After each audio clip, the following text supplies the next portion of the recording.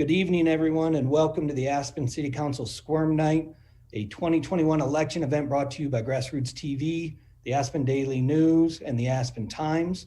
I'm David Krause, editor of the Aspen Times, here along with Megan Tackick, the editor of the Aspen Daily News, and we will be co-hosting the event tonight.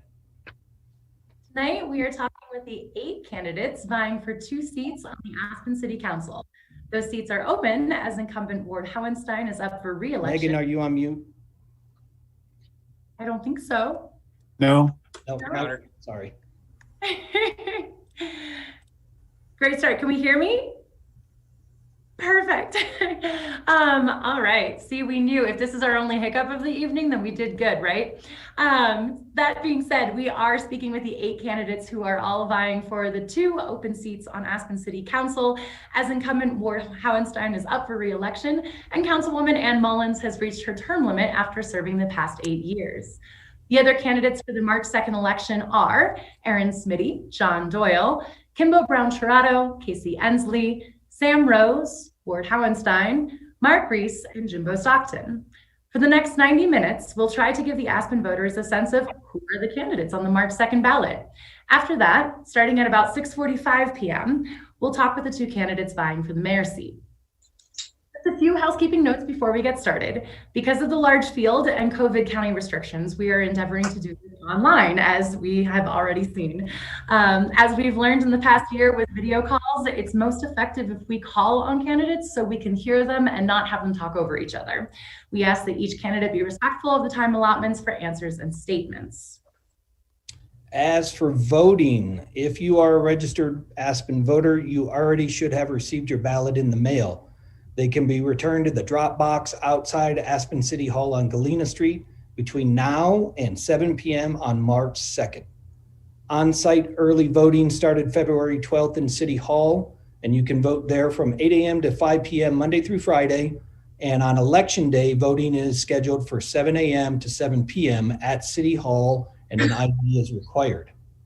A couple of other things: absentee ballots can be requested up to February 26th and must be received by 7 p.m. on Election Day. For more information on that, go to cityofaspen.com or send an email to elections@cityofaspen.com. Also, you can go to govotecolorado.com to register to vote or to check your voter status. And to be eligible to vote in Aspen, you have to be 18 years old on or before Election Day and a resident of Aspen for 22 days immediately preceding the election. To be elected, City Council candidates must earn 45% of the vote plus 1 to win a seat per the city's home charter rules. If 2 candidates do not meet that threshold, then there will be a runoff election April 6th for the top 2 vote getters under 45%. With so many candidates in this election, our format will be a little bit different than in the past. With this large field, we'll start with 2-minute opening statements from each candidate, then a series of rapid fire questions, yes or no answers, as well as a few with a little more responses. We will have a section that addresses a few topics, including COVID-19 response, housing, development, budgeting, government processes, and environment. We won't ask each candidate the same question, but rather we'll move 2 candidates to debate or discuss a question posed by one of the moderators.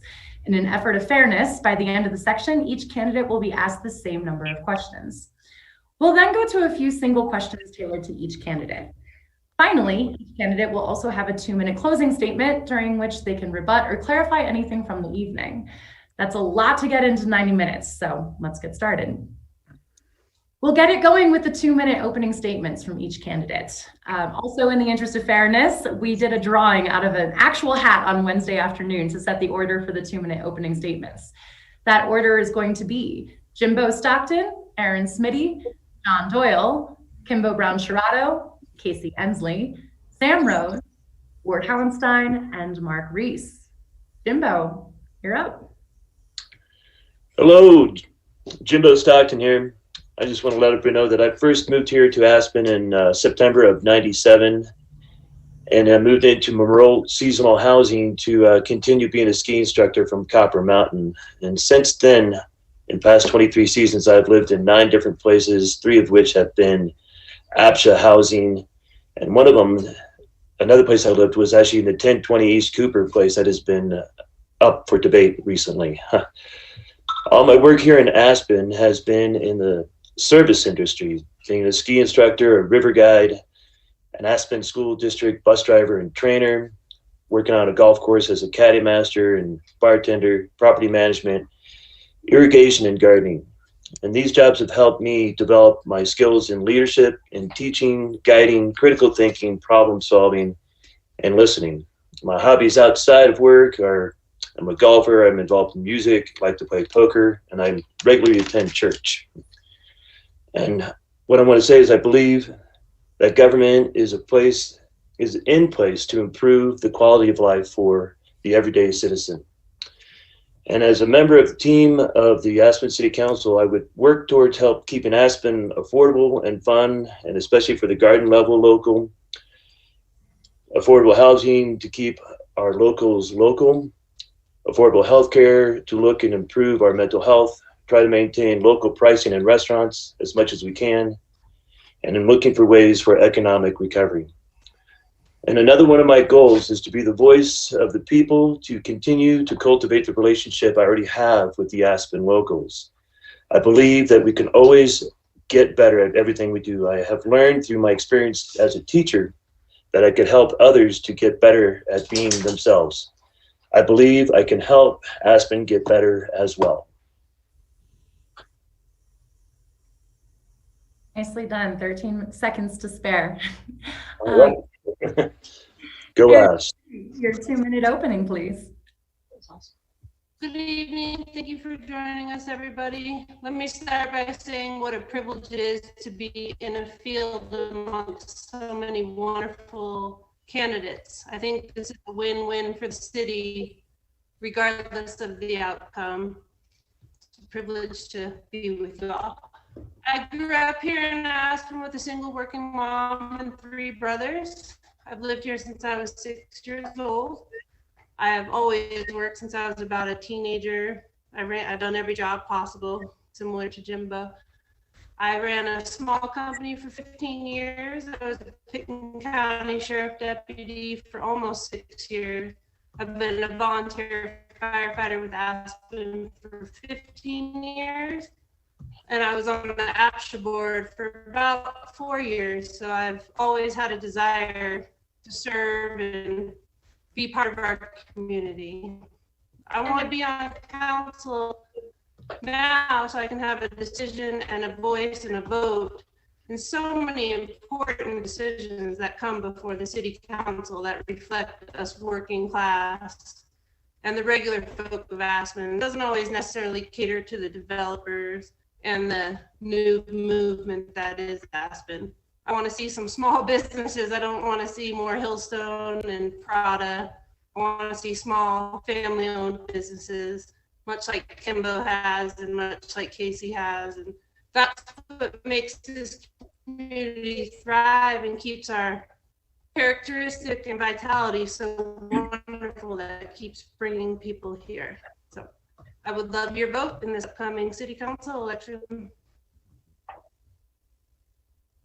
Thank you, Erin. Your audio is a little glitchy, but I could understand you just fine.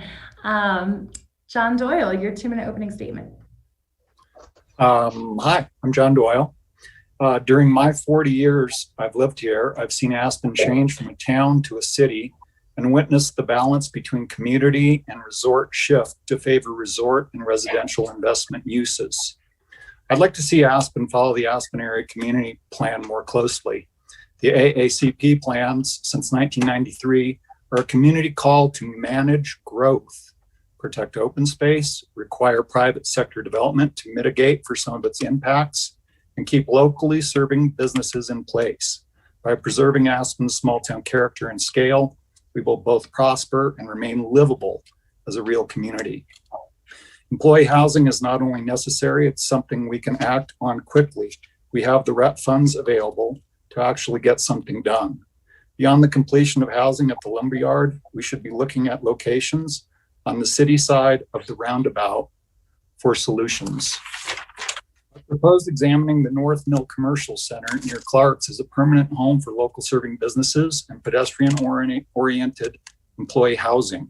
We could also look at converting the city-owned recycling center to affordable housing as curbside pickup of recyclables becomes universal. We must continue to lead by example in the climate change arena. Unlimited growth and the export of our workforce is not leadership. I ask your vote to help keep Aspen a community, not just a haven for luxury residential investments and vacation homes. Thank you. Thank you, John. Kimbo Brown-Shirato, your 2-minute opening statement. Thank you, Megan. Hi, everyone. My name is Kimbo Brown-Shirato. Firstly, I want to take a moment to acknowledge the bravery and commitment to Aspen displayed by all the candidates here today. Just the fact that we have 8 candidates running for 2 seats in a town of our little size speaks volumes to the dedication of our citizens to our town.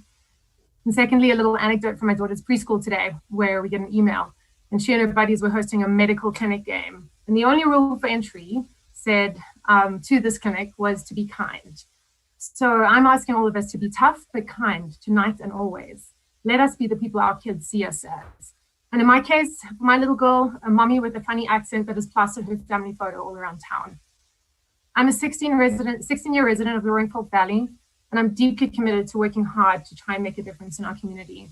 In many ways, I've already done much of the work, even before running for public office. From being heavily involved in ACF's Cradle to Career initiative, to starting a volunteer organization helping high school seniors apply to college, to representing 18 to 40-year-olds who either work or live in Aspen by pushing policies to try and help keep people here. I think my biggest strength is getting people to the table from varying backgrounds, and through listening and compromise, I bring people to agreement that works for everyone and the greater good. Now, why I'm running for council? I'm running for council because for the short amount of time I've been involved in issues, the overwhelming message I've received when pitching possible solutions to our many varied and complex problems has been met with no. Don't worry, I'm undeterred, and perhaps sitting on the other side of the table could yield different results, but that remains to be seen. From hearing from this community over the past few years, and now more recently during the campaign, I hear loud and clear, we are fatigued with too much change that we feel we have no control over. I do believe this town's best days are ahead of us, but we must, to John's point, have a collective data-driven vision for what this place looks like in the next 5, 25, and 50 years. Otherwise, this feeling of being rudderless and every decision being fraught with angst will always be with us. Aspen is a community above all else. So how do we protect what is special about it and look to the future? I obviously don't know the answer to this, but I will work my butt off with you and the community to get there. Thanks. Thank you, Kimbo. Casey Ensley, your opening statement, please. My entire adult life has been spent in service to others. I was 19 when I first felt the call to serve. As a combat veteran and a lifelong Democrat, my desire to protect my community and find ways to help others has guided my life's path. Pioneer spirit brought me here to Colorado, and this generous Aspen community has kept me here. Now is the time to step up and serve again. I want to see my community thrive with opportunity. I've lived in this valley for the past 15 years, and I've lived in Aspen for 8 of them. I love this city. 11 years ago, I opened my own business, Wrench Face Motor Company. Although education might not be in the realm of a city council member, the future of our youth and our community is a priority to me.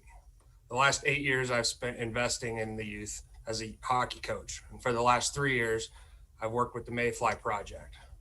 I can tell you, kids need connection, support, and good role models to look up to.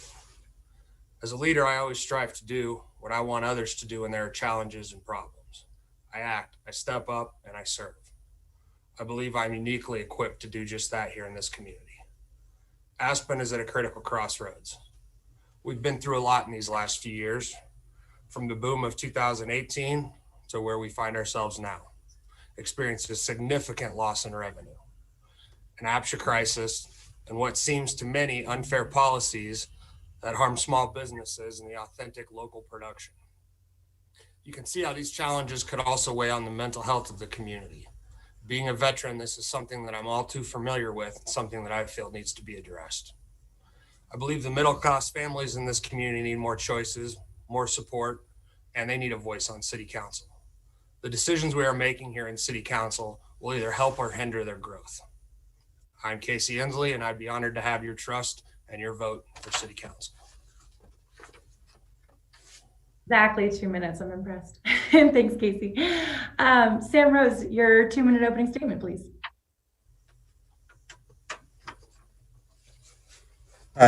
My name's Sam Rose. I'm running for Aspen City Council because I believe in local government. I believe local government should have a greater impact on our lives than the federal government.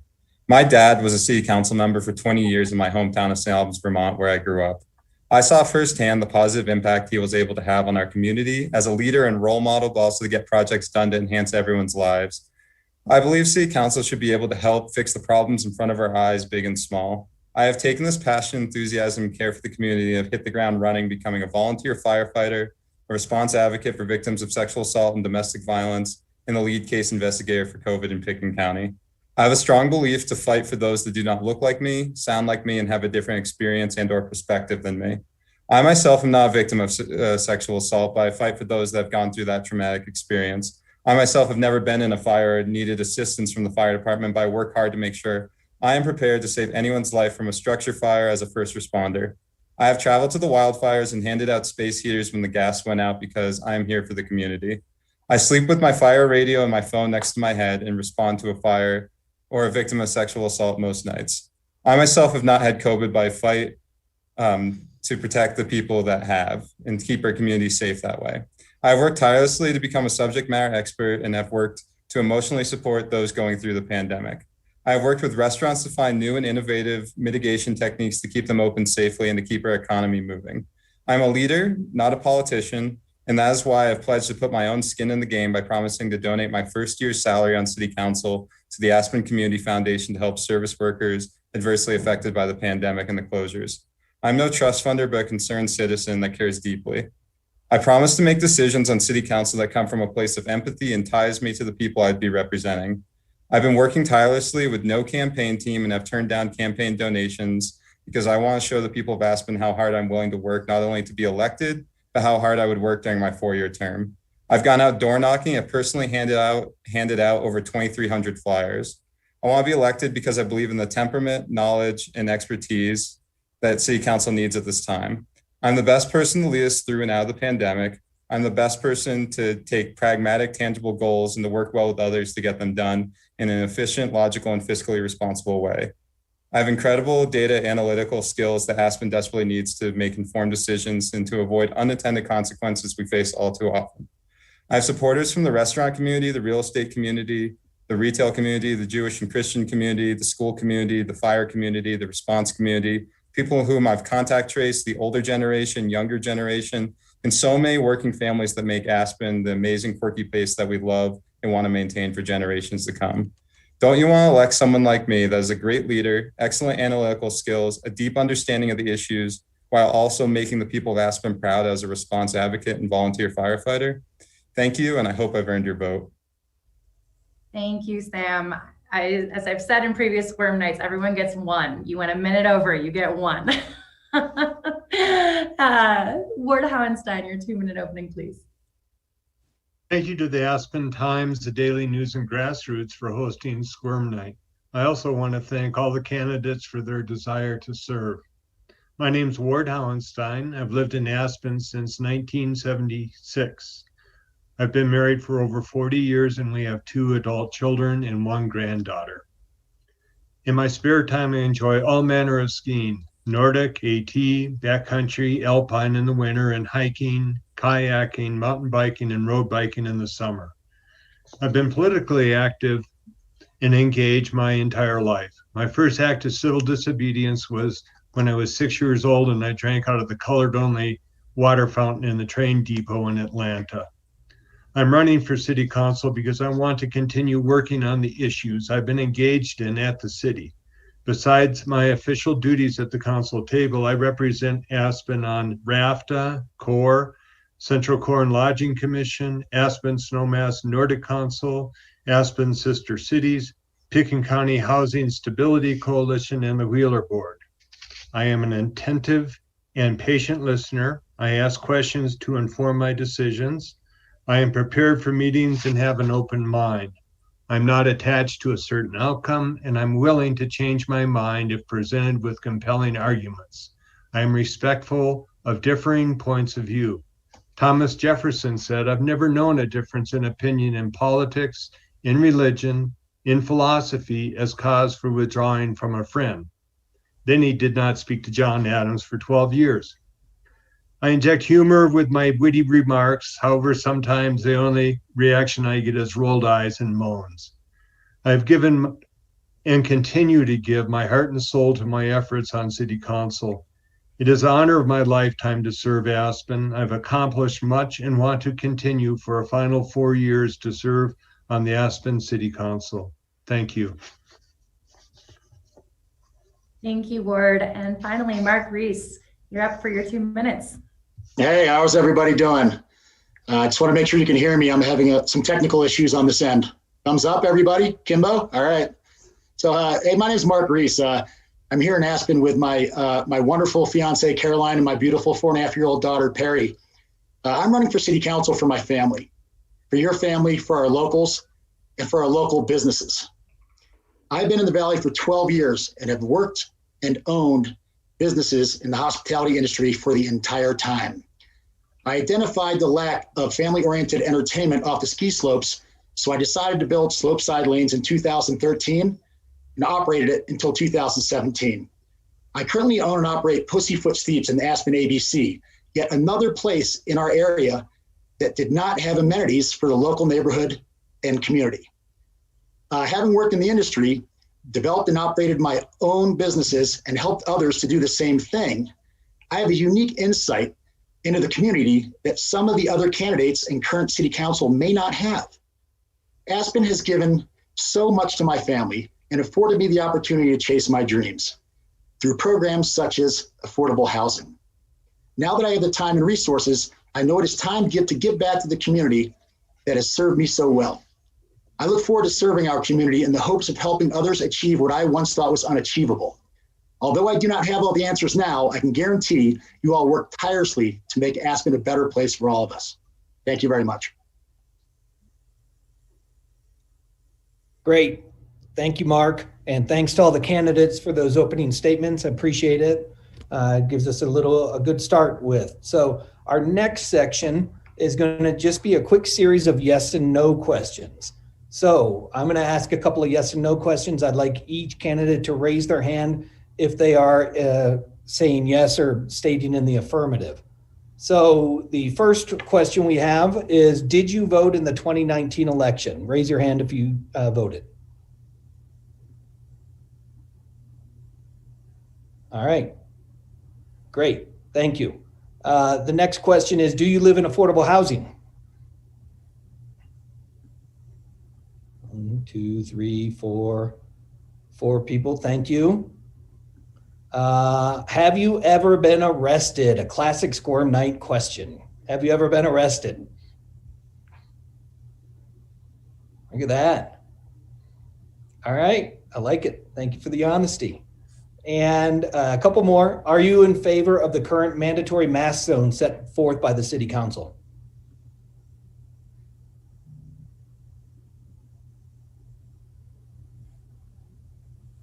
And finally, are you in favor of the travel affidavit set forth by the county?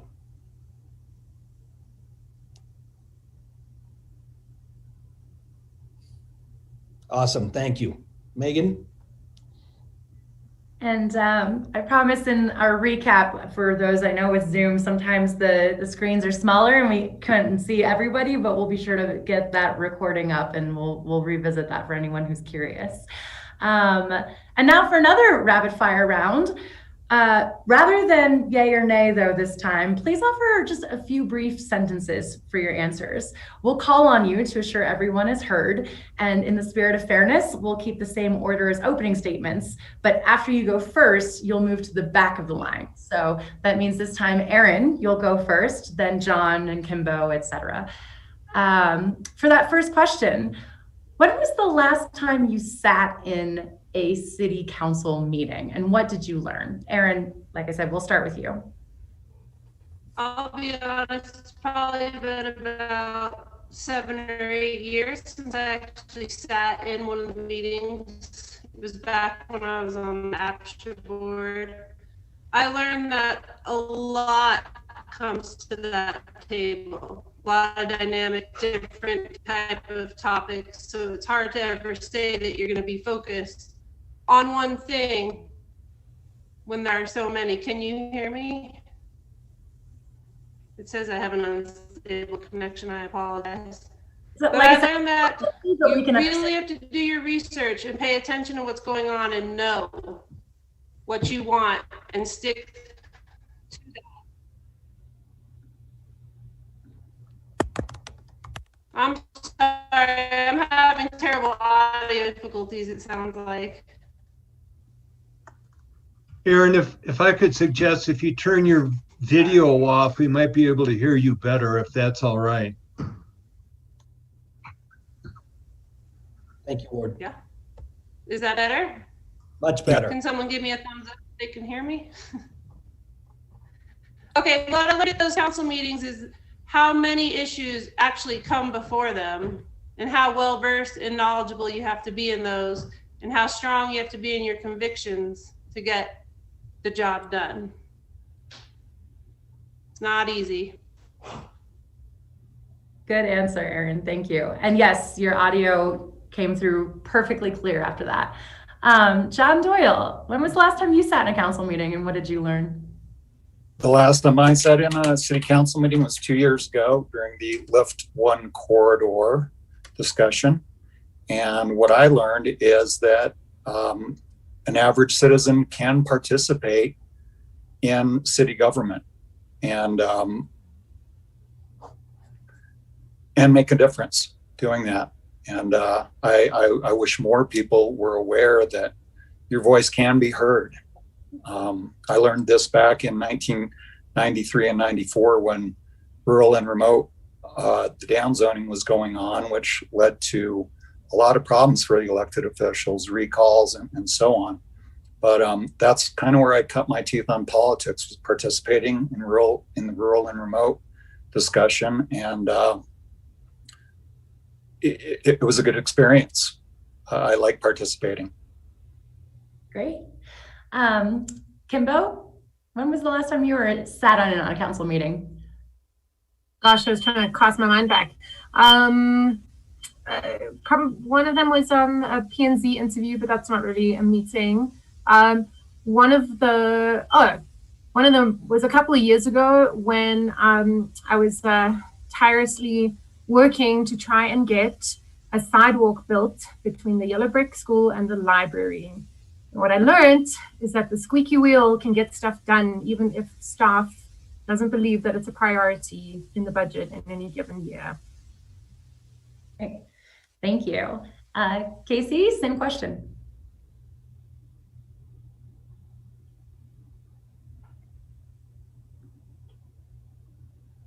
Casey, are you with us? You're on mute. How about now? Does that work? Sorry. No, I've never actually sat in on a council meeting. I've watched a few of them. What I've learned is that it seemed to take a lot of time and cover a lot of things that might not necessarily be what the initial idea was. They get kind of distracting. So that's kind of what I learned. An important lesson for anyone sitting on council, right? Thank you. Sam, you're up. Yeah, so I've watched a few council meetings recently, and I've also noticed that there's a lot of tangents and a lot of sidetrackness that goes on that is makes the council meetings last probably longer than they need to, and also make it so people won't like tune in for like transparency reasons later on into the meeting because they just start to fizzle out too soon. I mean, I know that happened to me a couple of times, and I know it's important to take a deep dive into the issues, but also to be to the point and understand that when you're in a meeting that you should be to the point. Thanks, Sam. Ward, I think you probably have pretty recent memory of the last city council meeting you sat in on as an incumbent, but what did you learn? Well, I learned that I got my 4-hour hat out. I got my 4.5-hour hat out, but I didn't have to get my 5-hour hat out. As always, when I first got on council, and even before that, I realized that you have to be really up to date on all the issues. You can't just pick one or two issues. Last night we had a financial update, or Tuesday night. COVID recovery outcomes. We had talked about how we're going to activate downtown for the rest of the winter and for the summer. We decided that retail right-of-way usage didn't seem to work out last year, so we're not going to do it again this year. And Sam, you're right. Sometimes it just wanders off, and you beat your head against the wall, almost thinking, "Oh my God, when's it going to end?" But the kind of detail that we get into, I think that meetings could be shorter. I wish they were, but sometimes it needs to be that long to get to where you need to be. Thanks, Ward. Mark, when was the last time you sat in on a council meeting? What'd you learn? Okay, well, first off, I hope you're all impressed by my daughter's My Little Pony earphones. I'm having some technical difficulties, but you can hear me, right? That's the important part. And Ward, thanks for stealing my thunder there, talking about how long the meetings are. The last meeting I was at was 5 Mondays ago for the emergency meetings about COVID and the closures and how we were going to handle the situation. And what strikes me the most is how many people participated. And for me, that's the most important thing. We need to get participation and include everybody in the conversations as much as we can. Thanks, Mark. Jimbo, you get the last word on this one. All right. Honestly speaking, I've never sat in on a city council meeting, and probably the closest thing I've come to it is this right now. I did watch the Pitkin County Health Board meeting where they decided to go to red. And if I could share what I learned from that, was that they gave everybody a fair chance to say what they wanted to say. And they was thoughtful process that everybody took before they made a decision. I also was able to see in there that how much everybody really cared about what was going on. And so I appreciate that, the fact that everybody put in honest thought and honest care into it. Great, thank you. While we're continuing on that trend of honesty, which will hopefully be the theme of the night, which public health order have you violated during the pandemic? And this time the order, the name's John Doyle. We'll start with you. I think the only public health order I violated is possibly not having my full mouth and nose covered in the mask zone. My glasses fog. But whenever I'm within 6 feet of a person, I definitely put it up. But otherwise, I like the science-based decisions on the public health orders, and me and my family, we follow them to a T. Great, great. Kimbo? So I live right downtown in the core, and so our building is inside of this public health order. I will admit that I've taken the trash out without my mask on. But you know what, guys? 5 people live in this whole building, maybe a little bit more. So I will say, yeah, the fogging and whatnot. And then maybe also just because they seem to have changed so frequently it might be something to do with like the households and the number and, you know, et cetera, et cetera. But my priority has been whatever I can do to keep our school open for our little girl has been, it helps everybody in our household. I can imagine. Casey, which public health order have you violated? Yeah, I mean, I'm definitely guilty of not wearing my mask unless I'm around people. I don't wear it just for the sake of wearing it if I'm not near anyone. And I had some friends over, some dinner parties with more than the recommended amount. But yeah, that's it. Thanks for the honesty. Sam, Which public health order have you violated? I don't think I've violated a public health order. I'm the lead case investigator for COVID in the county. I've only helped to make sure that this county is safe and things remain open. I've worked with restaurants to like add additional mitigation techniques like CO2 meters to their spaces to keep things open. And I'm all about keeping us safe while also trying not to interfere too closely in people's lives. Makes sense from a first responder. Yeah. Ward, have you violated any public health orders? I don't believe I have. I've been instrumental in instituting some of the public health orders. I've really balanced public health with liberties and freedoms, and have always in my decisions come down on the side of public health. I advocated for face masks after Glenwood Springs was first. I advocated for the mandatory mask zones. I'm very cognizant of public freedom and liberties, and masks have never been a political issue for me. They've always been a public health issue, and I've always come down on the side of the safety of our community, it's sometimes at the expense of personal liberties. Great, thank you. Mark, same question. Okay, well, being a restaurant owner, I definitely try to abide by the rules as much as possible, but sometimes you inadvertently break the rules without knowing it. But I would have to say that social distancing would be probably what I've done. I'm a hugger, and it's a hard habit to break sometimes. But for the most part, I want to lead by example and do the best I can to make sure that the community stays safe. Thank you. And then Jimbo, you've got the final, oh, I'm sorry, not the final word, second to last this time, but Jimbo, which public health order have you violated? It's definitely been the mask order, and it hasn't necessarily been intentional. It's just been a lot of cruising.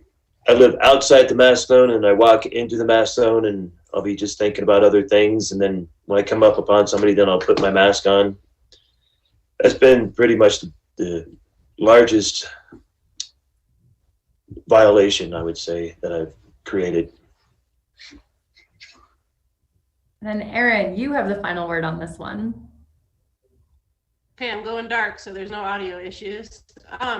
I currently and have been since the summer working in a grocery store, and like Sam, a firefighter, so I can't afford to get sick or risk anyone, so I have not violated the mask agreement. What I maybe have done is I took a solo road trip to Arizona in my truck to make sure that my 76 and 87-year-old parents properly got vaccinated, because it's quite the ordeal down there. You take it at 2 a.m. to the State Farm Marina and make sure it gets done correctly. But other than that, I'm a stickler. I don't want to get sick. I don't want to get anyone sick. All right, thank you. Appreciate that. I'm gonna throw a question out there for each of you. Looking back at the 2019 election, did you vote for the Lift One? We'll ask those who voted. I know some of you did not vote. I think I took notes. So Kimbo, did you vote for Lift One? And if so, yes. And if not, why not? I did vote for Lift One. Do you want to know why? Why? Oh. Yeah. At the time, I was chairing the Next Gen Advisory Commission, and we had to take the policy positions that would help 18 to 40-year-olds thrive in this town, whether they either work or live here. One of the big things that 18 to 40-year-olds struggle with is career advancement. So we were just, so overall, we were, one of the other things that obviously I make my own decisions, but I'm just kind of showing you the decision process, is that we thought it would be, and I'm not sure if that's still going to be the case now, but at the time when it was presented to the community,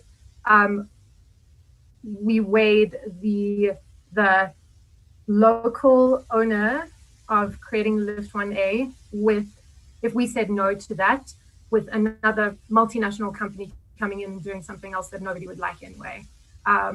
Now, I recognize that there are lots of things that are not great about it.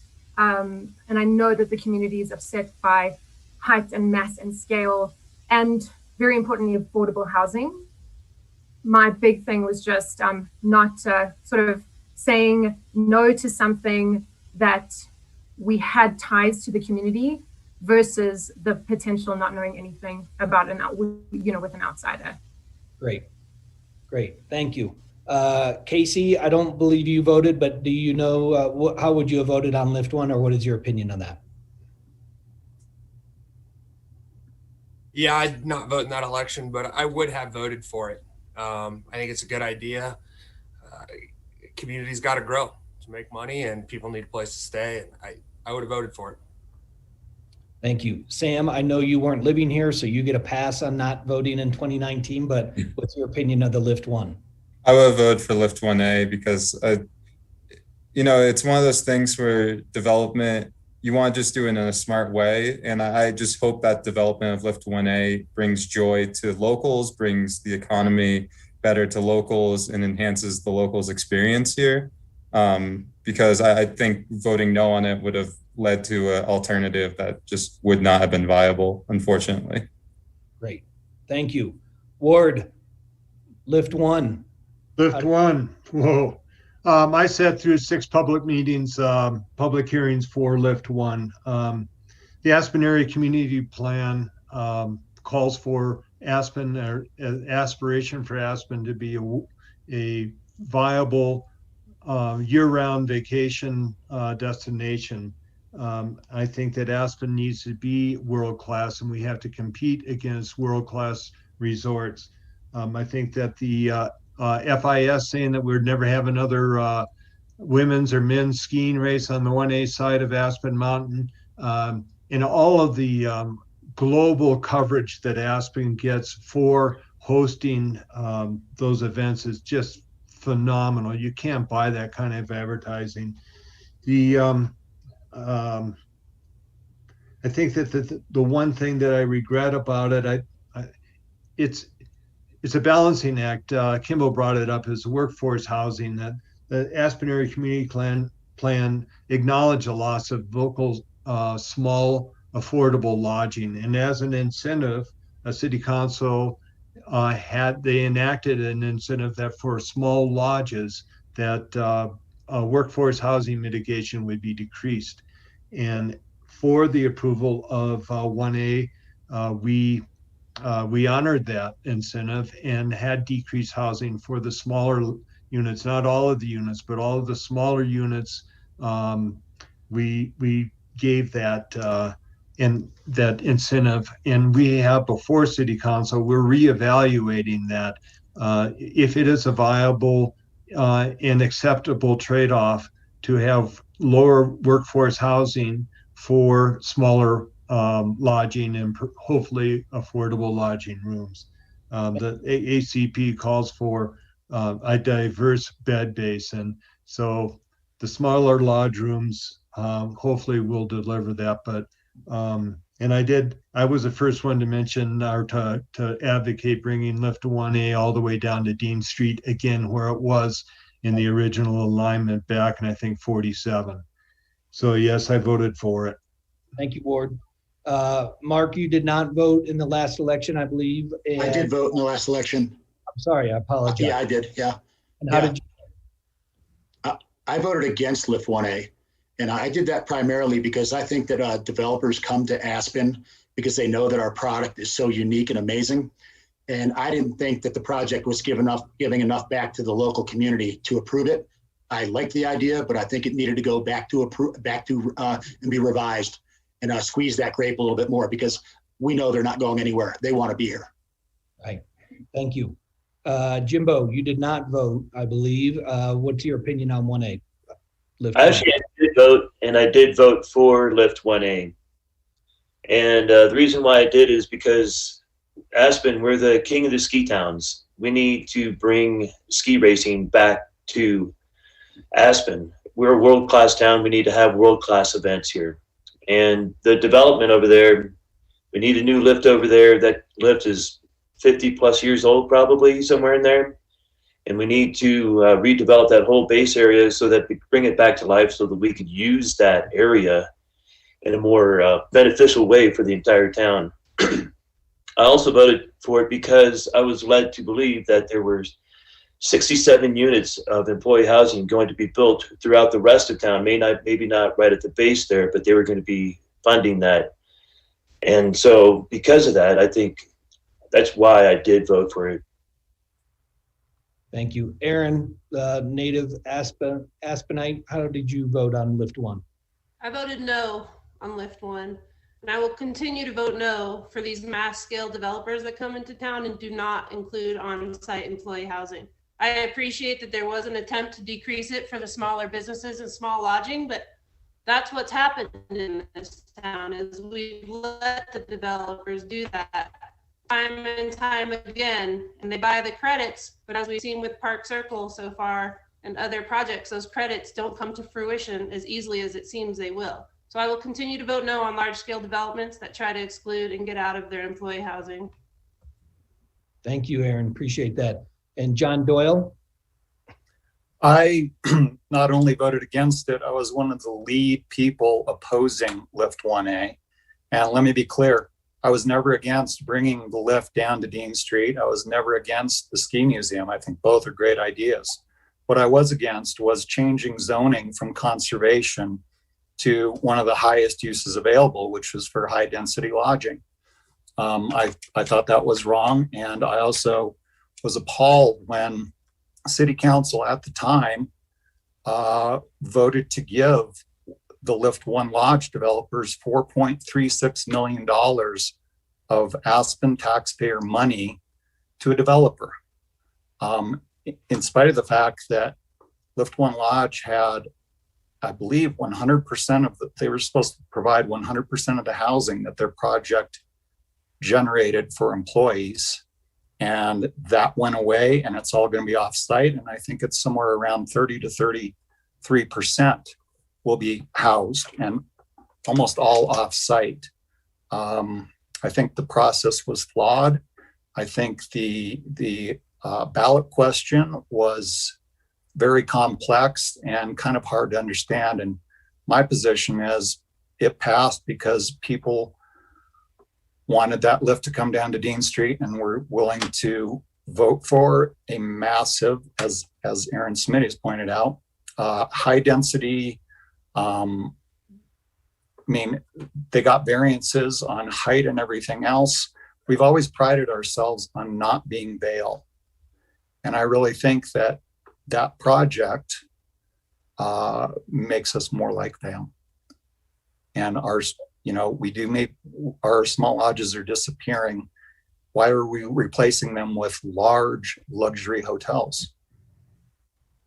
Right. Thank you, John. Appreciate that. Megan, we're skipping ahead. Go ahead.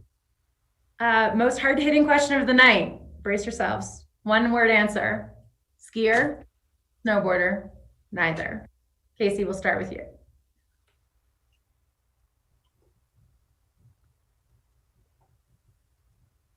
Casey, are you muted? Yeah, I was. Sorry. I can do both. I don't do them often, but I ski and snowboard. Great. Sam? Skier, uphill and downhill. Ward?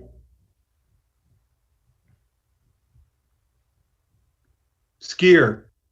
Thanks. Mark? Skier, without a doubt. Jimbo? I'm a skier. I know it might surprise you. Shocker. Shocker. One may say even an instructor, right? Aaron? I am a skier. John? I'm a skier. I moved here to ski. I mean, my family was here too, but it's a primary reason I stayed here. And I'm still very, very passionate about skiing, both inbounds and in the backcountry. And Kimbo? I'm a skier, and my husband taught me how to ski. It's a miracle that we're still together. Impressive. Awesome. Thank you, candidates. All right, we're moving on to our next section. This is going to be where we're going to ask each of you a question and pair you in twos. We would like everybody to keep their answers to a minute or less. And we don't have the luxury of the mute button. Some of us do, so just be mindful. So if you could, we're going to talk about COVID first, and we'll also talk about housing and some other processes. But we're going to go to the pandemic and how that has affected a lot of us lately, or the past year or so. So the first question in our COVID section, we're going to pose it to Casey and Mark. The question is, Casey, you have both criticized the Board of Health for its response to the pandemic and the red level restrictions. What change to that county and multi-jurisdictional board do you think you could be able to do to make as a member of Aspen City Council? Casey, you go first, please.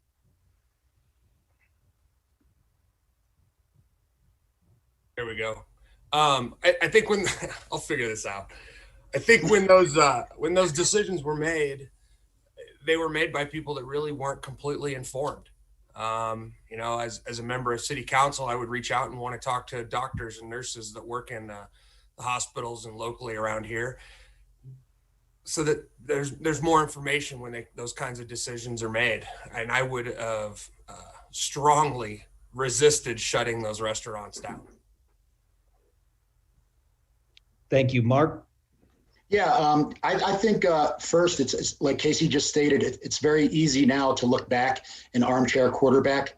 I think the council and the county, everybody involved had a very difficult decision to make.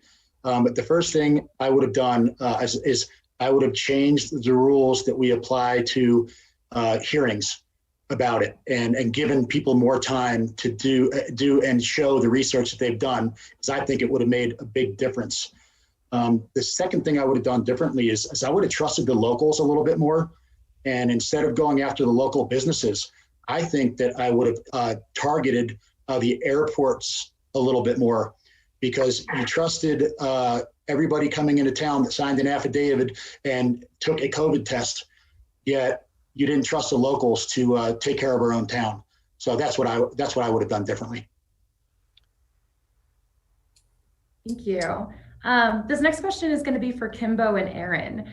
And we'll start with you, Kimbo. What do you think are going to be the lasting effects of COVID on our community, both financially and physically?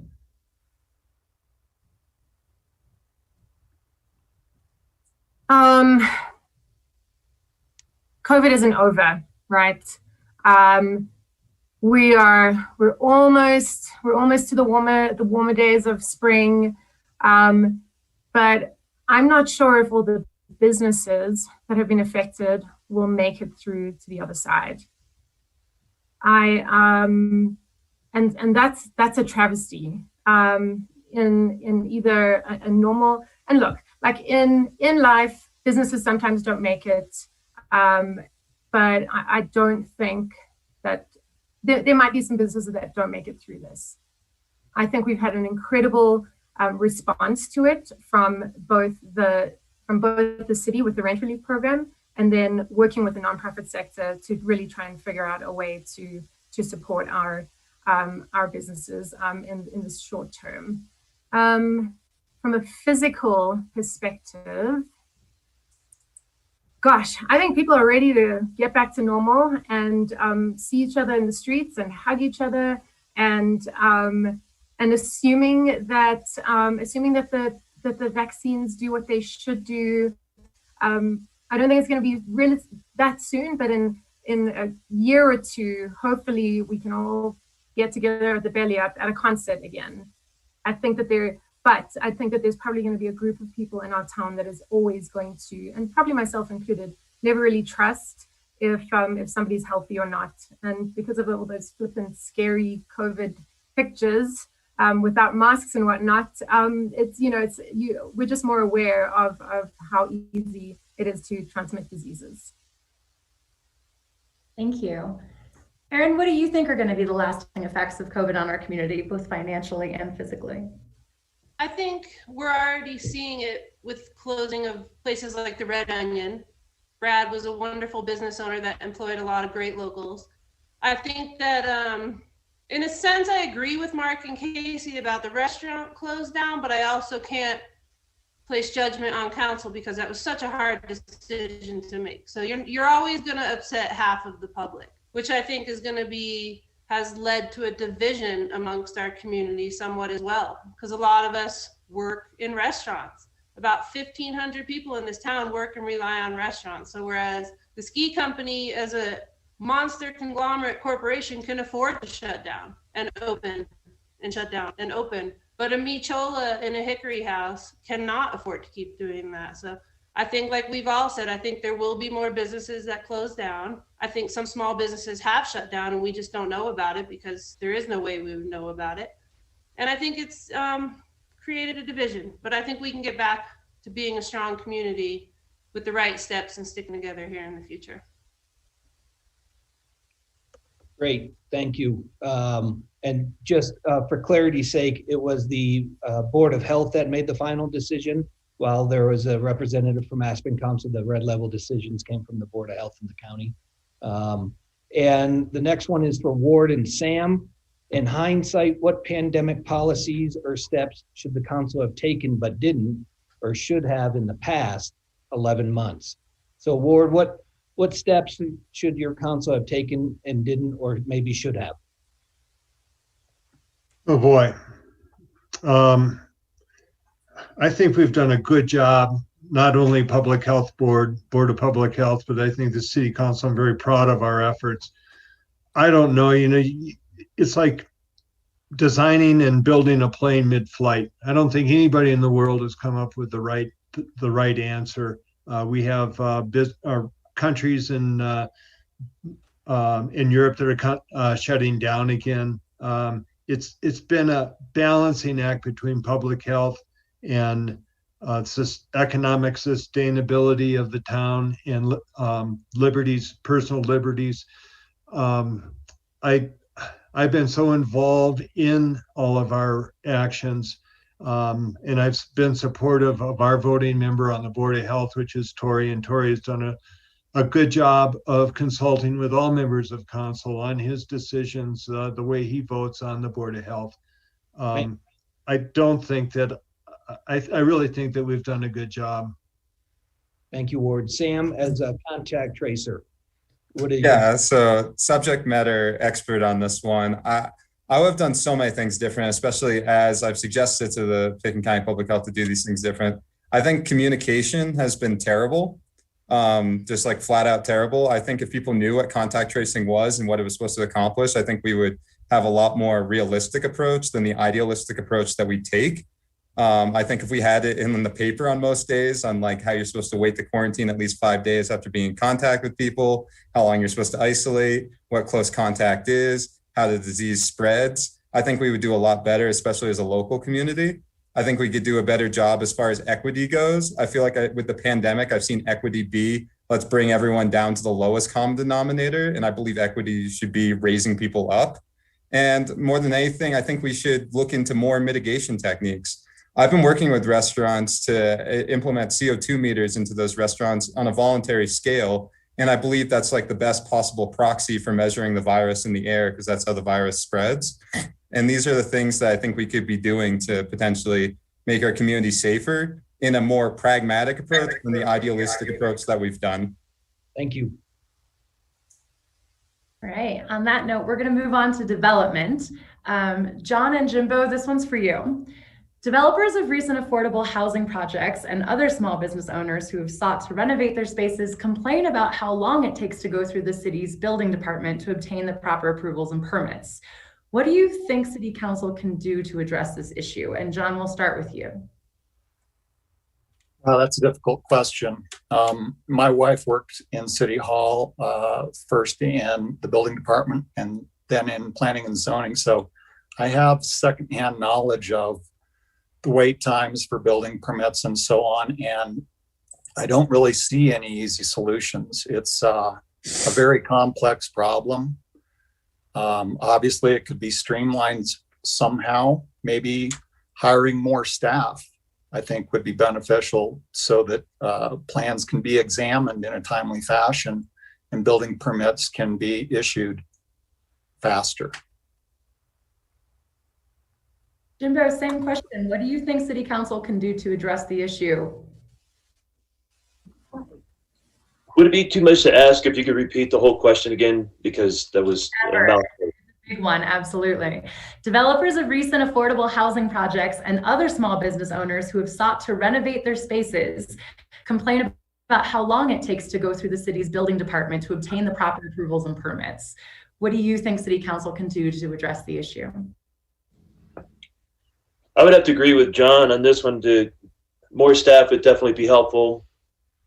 And there's got to be other ways that we could streamline things. And it's a tough one to think about right there. That's right off the top of my feet. It's it would definitely take a lot more thought on my part to come up with a reasonable answer and not make myself sound like a complete idiot. So I'm going to just go ahead and stick with, we'll go with more staff, to be honest with you, and then try to be efficient in what we do. That's a perfectly sufficient answer. Thank you. All right, the next question, this is for Ward and Aaron. The small lodge incentive program allowed the developers of Lift 1 to not have to provide the full employee mitigation that other developments are required to meet. Do you agree or disagree with that policy, and why? Ward, I'll let you take this first for 1 minute. I don't know. That's something we're reevaluating. It's a community decision if the trade-off is worth it. I don't think it is. I think that we should change the incentive so that workforce housing becomes more important than smaller lodges. I think it is too far. There's too much of an incentive now. So I would, and I know this is something that I brought up and that is under review by City Council. So you would change your vote on this, Ward? I would change my vote on what? On the mitigation. Weren't you, didn't you vote for it previously on council? I did vote for it on 1A because previous council had encouraged it. The Aspen Area Community Plan acknowledges the loss of small and affordable lodging, but I think that it needs to be reviewed. I don't think that would have changed my vote on 1A. There's so many aspects of it, but it's certainly one aspect that I think we could have done better on. Thank you. And Aaron, I appreciate you brought this up previously, but I would assume you disagree with that policy, but I'll let you speak to that. You are correct. I wholeheartedly disagree with it. I don't think we're at the point where eventually we're going to run out of locals. We've hit that point. And the more of these developments we keep letting get away with that, who's going to work there? Who's going to be the volunteers? Who's going to be the city council candidates? We need to enforce every developer, hold up their end of the bargain and be accountable and build that housing on site. If they don't build it on site, get it done off site immediately. Don't wait for Peter Fornell to come up with someone to pay for the rest of it while he's trying so hard to do this. Get it done right away. If we had done this 20 years ago, there would be so much more housing. It's like the ADUs. All these mansions sitting here with empty one-bedroom apartments that were meant for employee housing that are not used for employee housing or caretakers or anything. So I completely disagree with that mitigation. It absolutely drove me crazy when it happened. Thank you, Aaron. All right, Sam and John. And Sam, we'll start with you. What can the city council do to keep small, locally serving businesses operating in town? In the day of COVID or just in general? Sorry. Ooh, good distinction. I like it. I think let's talk about, we're talking about what your next term would look like. So in the timing of continuing COVID and knock on wood immediately post-COVID world. So I'll do the future and I'll say, more than anything, it's about like communication. So talking with local businesses. I think it's very important that they let us know what they need to be helped operate. We're the government, that's the private sector. So we're here to support. We're not here to prop up anyone that's not going to be viable, but during a pandemic, it's like extreme circumstances. But in normal times, we just need to work with businesses to see what they need as far as things go. And as far as a former question for John and Jimbo, as far as the building permit thing goes, I think the greatest technique would be apply for a building permit myself, just to see what the process is like. And if we know what the process is like, then we can know how to cut the fat from that process. So. And John, what can the City Council do to keep small locally serving businesses operating in town during the time frame that would be, ostensibly your next term? 2 points I'd like to make. I've already suggested that the city try to make sure that the SCI zone, the North Mill Commercial Center, is preserved for small local businesses. We could do that easily. All the businesses there are locally owned and serve locals, like the laundromat, etc. The other thing I think should be pointed out is we need to hold developers' feet to the fire when they make promises or they're allowed variances to develop their properties, such as the former Krupa Street Pier. There was a reasonably priced restaurant in the basement of that, and council asked them to preserve that as a local serving amenity, and that business is still vacant after all this time. I think we need to hold developers' feet to the fire when they make deals like this, and that's a prime example.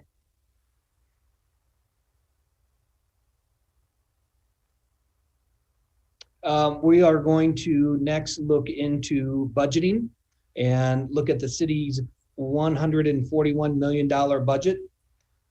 This first question is for Jimbo and Kimbo. What is the most egregious spending you've seen from the city? Jimbo.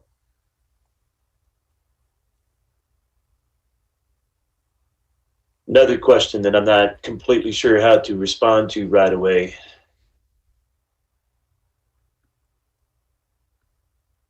All right, would you like to pass then? For the time being, sure. Thank you. Kimbo, go ahead. Most recently, the lumberyard survey to poll the community without requiring demographic information post-survey, that ran in the amount of, I believe, $200,000 to $300,000. Seems to me that it was a huge waste of money, because those types of decisions should be dictated by data and not by the larger community that may or may not wish for employee housing in any way, shape, or form in any place. What I also think, what the biggest thing that I just think we need to just think about in general is every year we get something like between $17 and $20 million in revenue in the Housing Development Fund. And it sort of magically regrows its leaves every year. And I think what people are just starting to get really frustrated with is, are we using that money to the best of the city's ability? And as an example, why are we the developers of affordable housing? Why are we not, actually working with private-public partnerships, much like the most recent Aspen Housing Partners, to get what we need done? Thank you. Appreciate it. This one's for Mark and Aaron. Mark, when is it appropriate for the city to spend money on consultants before undergoing a multi-year project? What variables are considered? Oh, well, I think that first and foremost, we have so much intellectual talent in this town that a simple ad in the newspaper asking if anybody has experience, can you help? I bet people would come out of the woodworks And we could probably solve so many of these problems without calling in somebody who has never dealt with the traffic circle during season, or Main Street during season, or parking out of season.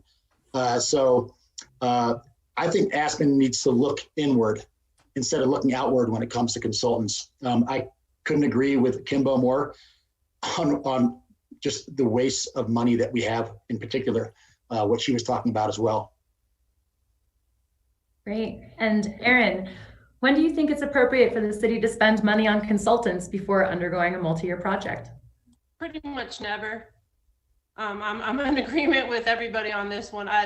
That might be one of my biggest pet peeves of our previous budget spending. Someone from a city that has no idea what goes on in our town comes in, makes a decision, we spend a ton of money, and we just go with it. And it's crazy to me. And a lot like Mark said, put an ad in the paper or take a poll or just ask the locals what they think. We usually come to a pretty good informed decision based on our everyday life experiences around here. It's much like CDOT asking the city to pay for a study about how effective our roundabout is. CDOT owns that highway. CDOT should pay for that study. That is their highway, their money. Let them pay for it. Why are we paying for someone to come in and tell us what to do with that? So I'm pretty much never on the consultant issue. Yeah, and Megan, I'm not sure if you were talking about the first study, the second study, or the third study of the same thing. Yeah. So, you know, let's look to ourselves first before we outsource. Exactly. Great, thank you. This one is for Casey and for Sam. Casey, would you support a new tax that would earmark money specifically for affordable housing? Would you support a new tax that would earmark money specifically for housing? No. No. There's plenty of money there. We can make that happen. I don't think that we need to add any more taxes to what locals are paying here in the community. Sam? Yeah, I would not add new taxes. We're such a resource-rich community. It's about using taxes properly for once, especially when it comes to things like affordable housing. We have money for that, but we also should be just like using creative ideas like public-private partnerships. The affordable credits for building affordable housing. If you take a project like the lumberyard and you just do it correctly, you know who you want, you do proper goal setting, and you make it a private developer do it with the goals that you intended using our affordable housing tax credits, you're going to end up with a place that's designed for what we want. People are going to be held responsible for keeping it intact, and we're not going to raise taxes to do it. Why do we need to waste money on so many things when we have so much money? We just need more creative ideas. Great, thank you. All right, we are going to skip ahead, and we are having a lot more fun because it's going a lot faster than we thought. So this is awesome, appreciate it. Our last section for this, last topic for this section likely, let's talk about the environment. Aspen has long been involved in discussions about our role in protecting the environment. This one is for Casey and John. We'll start with you guys. Casey, how much should the city council be focusing on climate change? Well, I hunt, I fish. The environment is very, very important to me. I feel like, that money that we get from selling licenses and that kind of stuff, that's what keeps our environment in a good status. I think for the most part, Aspen's a very green community. And I don't feel like our very small footprint here is doing much to change that one way or the other. I think, we do a good job with it now, and I think we have to continue to keep our eye on that. But I don't think we need to be spending a whole lot more money other than what we're doing already. Thank you. John, how should the city council be focusing on the climate change, and how much? I think we should be very focused on climate change. The environment and climate change, every single issue that comes before city council has an environmental component. The environment is why people come to visit Aspen. Without a stable climate, we're not going to have visitors coming here. So the city is doing an exemplary job of addressing climate change issues, but we can always do more. And I think we need to do more. I mean, currently 50% of the American West is under severe drought. The whole state of Colorado is under exceptional drought. Forest fires are becoming more frequent and more intense. I wouldn't mind seeing the budget for firefighting go up, because that's something we're going to be dealing with more and more in the future. Yes, I do think the city should allocate more funds towards addressing climate change. Our very town depends on it. Thank you. Jimbo and Mark, this one is for both of you gentlemen. Jimbo, starting with you, what do you think the city's priorities should be with water as we head into, as John just pointed out, another year of drought? I think we should definitely do all we can to conserve whatever water we do have. I like the fact that we do have a certain regulation in the summertime when it comes to how we water lawns and gardens around here, and that there's a mindful thought to that. We need to consider exactly how much water we need for our normal everyday life, and then consider what is truly not necessary at times. And if we're going to go into a drought, we have to really consider cutting back on all the extracurricular use of our water, being things like watering our yards. And I know it's not going to be terribly popular with our very, large gardens that we have around here, but there's things that we need to definitely take in mind and value our water and keep the water we have for what we need it for, as opposed to for extracurricular water usage. Thank you. Mark, same question. What do you think the city's priorities should be with water as we head into another year of drought? Well, the city's priorities, I think, should be getting the word out. Obviously, conservation is something that we need to do. That's there. But nobody's going to get out there and lead themselves. Not many people will. So I think the city needs to have an outreach to make sure people understand just how serious it is to conserve our resources. Thank you. Next one is for Aaron and Sam. You both talked about the conflict between prioritizing the environment and the economy. If you are faced with a council decision that would pit the two, which priority ultimately wins your vote, the economy or the environment? Aaron, go ahead. Well, that's a situational basis type thing. I can't say one or the other is always going to be dominant. It's definitely, you have the case before us, and then whichever one benefits the community best is probably the logical course. I'm always going to protect the environment. I'm a little hippie in that sense, but I also love the economy here. And like I said, I want to see more small businesses. So environmental impacts don't necessarily affect small businesses, but I can't answer that solidly one way or the other until I know the specific circumstance of environmental versus economic. Thank you, Aaron. Sam? Yeah, so thankfully, Peter Grenny sent me and maybe others a article about what Teton County was doing, where Jackson Hole is. And there was an interesting quote there that if they prioritize economic growth over the ecosystem protection, we'll end up with neither. For over the long run, our economy can never be healthier than our ecosystem. So ultimately, our ecosystem needs to be prioritized over our economy. But once again, we're at a point where we can absolutely do that without hurting our economy. So it's about doing the preservation now. It's about limiting new development. It's about preserving open space. It's about doing environmental initiatives. And I mean, Aspen is the third city in the nation to provide 100% renewable energy. We just need to be a steward and liaison to other communities to be able to follow our lead. But ultimately, yeah, we need our ecosystem to be healthy. Otherwise, we're not going to have economic health. So. Thank you. Unfortunately, we are moving along so quickly. We're at 6:20 and we wanted to respect everybody's time and try to be done between 6:30 and 6:40. So you've gotten out of the individual questions, but we do, as we told all the candidates, we do want to give everybody a closing statement. So at this point, I think we're going to really have to start wrapping up, giving everybody a 2-minute closing statement. As we mentioned previously, we'll go in the reverse order of the opening statements. So that means, Mark Reese, you are up first for our 2-minute closing statements. Go ahead, Mark. Okay, can everybody hear me?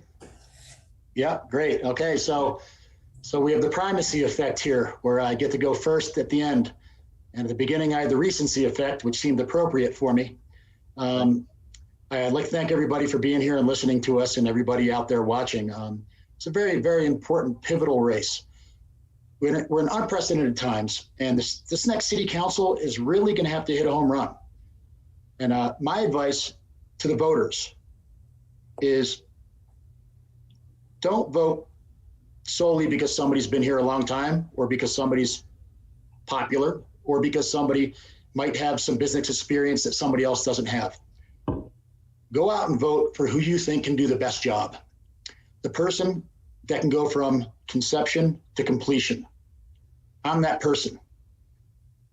I'm going to ask for your vote because I want to partner with you to take Aspen through this storm and bring you out the other side and make things in this town as best as they can possibly be for everybody, regardless of your income level or your job. So Aspen, March 2nd, vote for Mark Reese. We got this. I'll make you proud. Thank you, Mark. Ward, you are up next. I'm proud of what I've accomplished while on City Council. I've delivered more workforce housing than anyone here tonight. To name 3 of them, Burlingame 3 through the approvals and into construction. The Aspen Housing Partners, 3 projects through approval, construction, and delivery. In the lumberyard.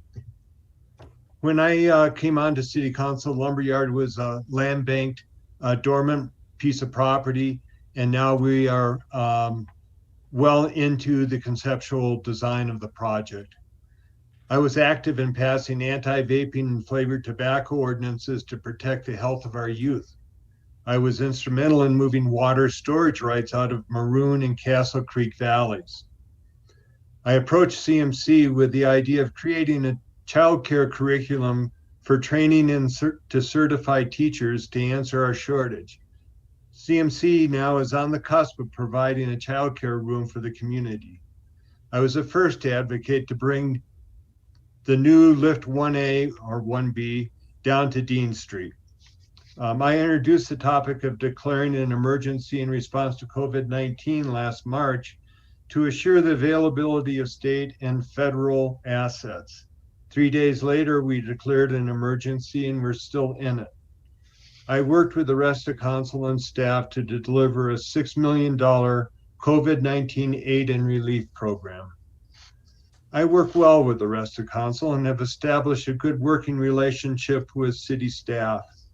Among the candidates, I alone can provide the institutional knowledge of and history to the many continuing projects assuring the continuity of governance. My many years in the community provide a valuable perspective some other candidates cannot. I long to move Aspen out of the COVID-19 emergency and towards a new normalcy where smiles are seen and hugs are given and received. I sincerely and deeply ask for your vote to return me for 4 more years on City Council. Thank you. Thank you, Ward. Sam, you're up next. You get 2 minutes, Sam. During this campaign, I've met so many wonderful people through door knocking and outreach to the business community leaders. Win or lose, I've had so many moments to be proud of. Like when a mom I was speaking with grabbed her newly 18-year-old son and said his first vote in his life was going to be for me. Or one individual looked at me and said I was that 27-year-old that just moved here, paused and said, Aspen needs more people like you. Another individual told me they're voting for me because they heard me on the radio and I sounded so diplomatic. Another emailed me out of the blue to say him and his wife read all the questionnaires and I was the best candidate to lead us forward. Another individual on the first day I was door knocking told me he'd vote for me if I would try to bring back McDonald's. The man was in his 80s. I had told him I'd look into it seriously. It's been an honor to work with great people and meet great people like restaurant owners Ryan Chadwick, Wendy Mitchell, and Jimmy Yeager. People like Jimmy and places like Jimmy's epitomize to me what this makes this town great. You have a local business owner that cares so much for the people in the community in a restaurant that's like the Cheers bar where everyone knows your name. It's been an honor to receive so many letters to the editor from people I know and have just met. I learned very quickly after moving here that change is the only constant. Aspen is no different. From experiencing Aspen myself to meeting with so many people has created my vision for an always improving Aspen in the future. An Aspen that keeps local businesses thriving, keeps workers' wages increasing, keeps development smart and geared toward local small businesses and business owners. An Aspen with improved access and options in childcare. An Aspen that supports arts and culture. An Aspen where we learn from our past mistakes to avoid the unintended consequences we've seen in the past. An Aspen where our open space is maintained and where we become the shining example of what it means to be environmentally friendly. An Aspen where affordable housing has proper goals and is done in a responsible way through public-private partnership. An Aspen where we get through and out of the pandemic with minimal harm to health while keeping businesses and schools open and not losing sight of the real issues while using proper data analysis and a pragmatic approach. An Aspen that remains quirky, puts its values where its budget is, and never stops working hard to improve the quality of life of its citizens. John Dever called this place a sweet Rocky Mountain paradise, and I will do everything I can to make sure Aspen remains that way. I hope I have earned your vote as one of your top 2 choices, but thank you for listening, watching, and educating yourself on all the candidates. Since this election is important, thank you so much. Thank you, Sam. Casey, you're up. Hey, first I want to thank you guys for giving us this platform. That's pretty awesome. Appreciate that. A couple things that we didn't really get to touch on during the kind of Q&A section. One of my big kind of points is our mental health in our community, and that we don't really talk about that. I don't know if you guys are aware of this, but there were 5 deaths in the last 72 hours due to mental health issues. The homeless park down at the Intercept lot, they're having some issues there, and these guys cannot get the kind of help that they need. They call the hospital, they're going to have to wait months and months and months to get the kind of help that they need. And it's not right. With a community with the kind of resources that we have, we should be able to do something about that. We also have a local government that we're spending $900 a square foot on affordable housing. That does not make sense to me. That's not affordable housing. Anywhere you look at that, that's luxury housing. Now, I'm not saying that these affordable housing places need to be cheap, but I think that there's a happy medium somewhere in the middle. Our tax revenue right now is 17% below what it was in 2019, and our lodging tax is 27% lower. We need to get this community back open. We need to get people back to work, and we need to get people coming back here to vacation and do the kinds of things that this town is for. Another thing, the spending. I didn't really get to touch on that question, but we approved a $600,000 COVID expert, or a group of COVID experts, to come in a couple months after the pandemic started. You can't tell me that you're $600,000 worth of expert a couple months after we just started having this pandemic. The spending is out of control, and we need to reel that in. We need to lock it down. When we start building this lumberyard project, we need to fast track that. We need to get the permits approved. We need to get that ground broken and get that built, because if it takes 6 or 7 years to get done, him-hawing about what color it should be or how tall the doors can be, we're going to have a bigger housing crisis than we already do. I'm Casey Inslee, and I'd appreciate your vote. Great. Thank you, Casey. Kimbo, 2 minutes, please. Thank you.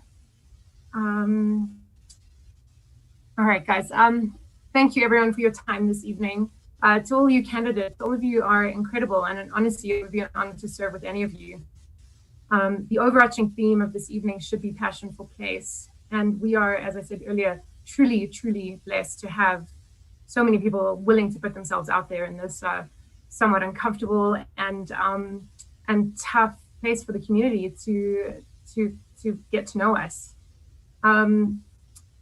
You need to choose a candidate that you think will represent you well, right? So why me? And I sort of hate talking about myself, but I have to do it because this is a candidacy. So Firstly, I'm a working mom of a young child, and if elected, I would be the first of this demographic to represent council in probably a generation. I'm a financial professional, and every decision I make on a daily basis is backed by the fiduciary ethos of this is in the best interest of our clients.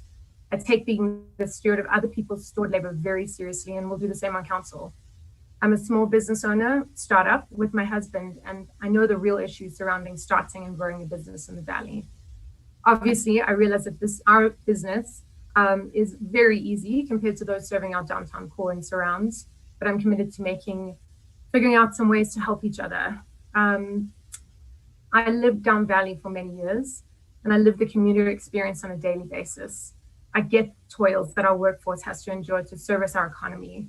I said when we moved into town, it's very, very easy to forget about the people who magically show up to service us when you live inside the roundabout. And I think that every council member needs to sit for 10 days at 7:45 in the morning from the airport and try and get in town, and then really think about that when we make decisions. I'm an immigrant, as so many of us are, both to this town and to this country, but I know how hard it is to make this place your home. I make my own informed decisions, and they are backed by data. I'm a big thinker, or in American accent, data. I'm a big thinker, and I'm able to look at things from the 60,000-foot level, and then I can bring them down to the minutiae and see how they fit together in a complex town like ours. Thank you. Thank you. Is that it? Yep. Don't I get 1 extra minute? Nope, you're way past. We're trying to wrap this up. Okay. Go ahead, please. 2 minutes. Me? Yep, John. Okay. Well, I think my opposition to the 1A development kind of speaks for itself. And that's the way, if elected, that I will respond to more massive developments. I will not be giving away on-site employee housing or give giant variances to outside interests to develop the way they want to. I'd like to revisit some of the comments I made in the beginning. I want Aspen to follow the Aspen Area Community Plan more closely. It's a very important document, and it talks very clearly about managing growth, protecting our open space, and requiring private sector development to mitigate for its impacts. It's really pretty simple. I think my work history here in the Valley also helps me as a candidate because it's so varied. I worked over 10 years in the restaurant industry. I know the difficulties they face. My parents owned a restaurant when I was growing up, and I will tell you something, that is something I would never want to do. But restaurants need to be supported, and we need to do more for them and our local businesses. And Aspen as a community, the rest of the world actually looks to us to see what we do as far as employee housing, how we address climate change, our public transit systems, the list goes on. And we must continue to lead by example. I ask your vote to help keep Aspen a community, not just a haven for luxury residential investments and vacation homes. I want to fight for the community that is Aspen and try to keep more of Aspenites in Aspen instead of seeing them migrate down Valley or out of state. We all moved here basically because it snows here. Most of us moved here to ski, and the environment, we really need to take a lead on addressing climate change issues because once again, our economy is completely tied to the environment. And if we lose the environment, we lose the economy. And great. We need to be a leader in climate change. Thank you, John. Appreciate that. Aaron, your 2 minutes.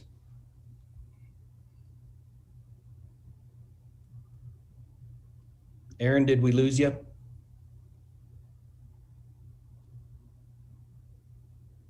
Are you on mute, Aaron? We'll give you one more and we'll circle back. At a lumberyard.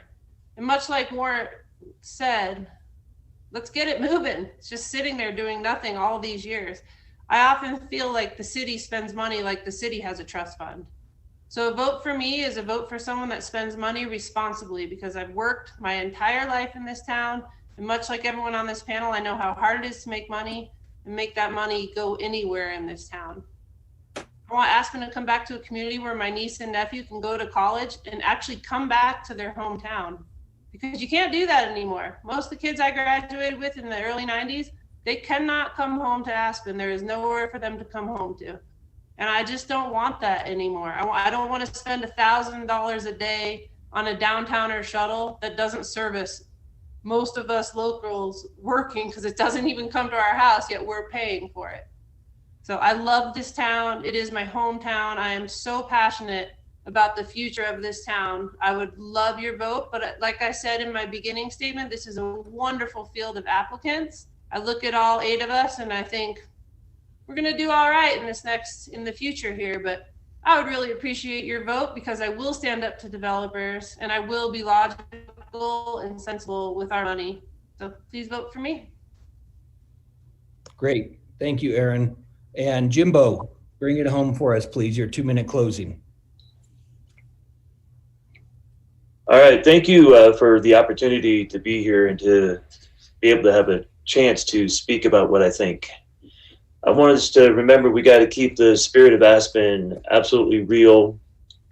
We got to remember that keeping our locals local, keeping them here, keeping them from migrating, keeping them have to go to move to rifle is a thing that we need to really focus on. Keeping the affordability of Aspen for those of us who are the working class, keep it as affordable as we possibly can through whatever means we can. And just thinking about how great Aspen is and how long I've been here being a ski instructor is just to remember that we are the king of the ski towns. And if we got to be careful not to become like Chamonix, where we lose all of our locals to a bedroom community 45 minutes away. Some of the things that I want us to remember is that we need to work at getting those ADUs that are empty put to use. And I know that we're running into walls where some of the owners are stalling us with lawsuits and whatever the case may be, but we need to build those relationships back up with those people so they'd be willing to take us into those specific units.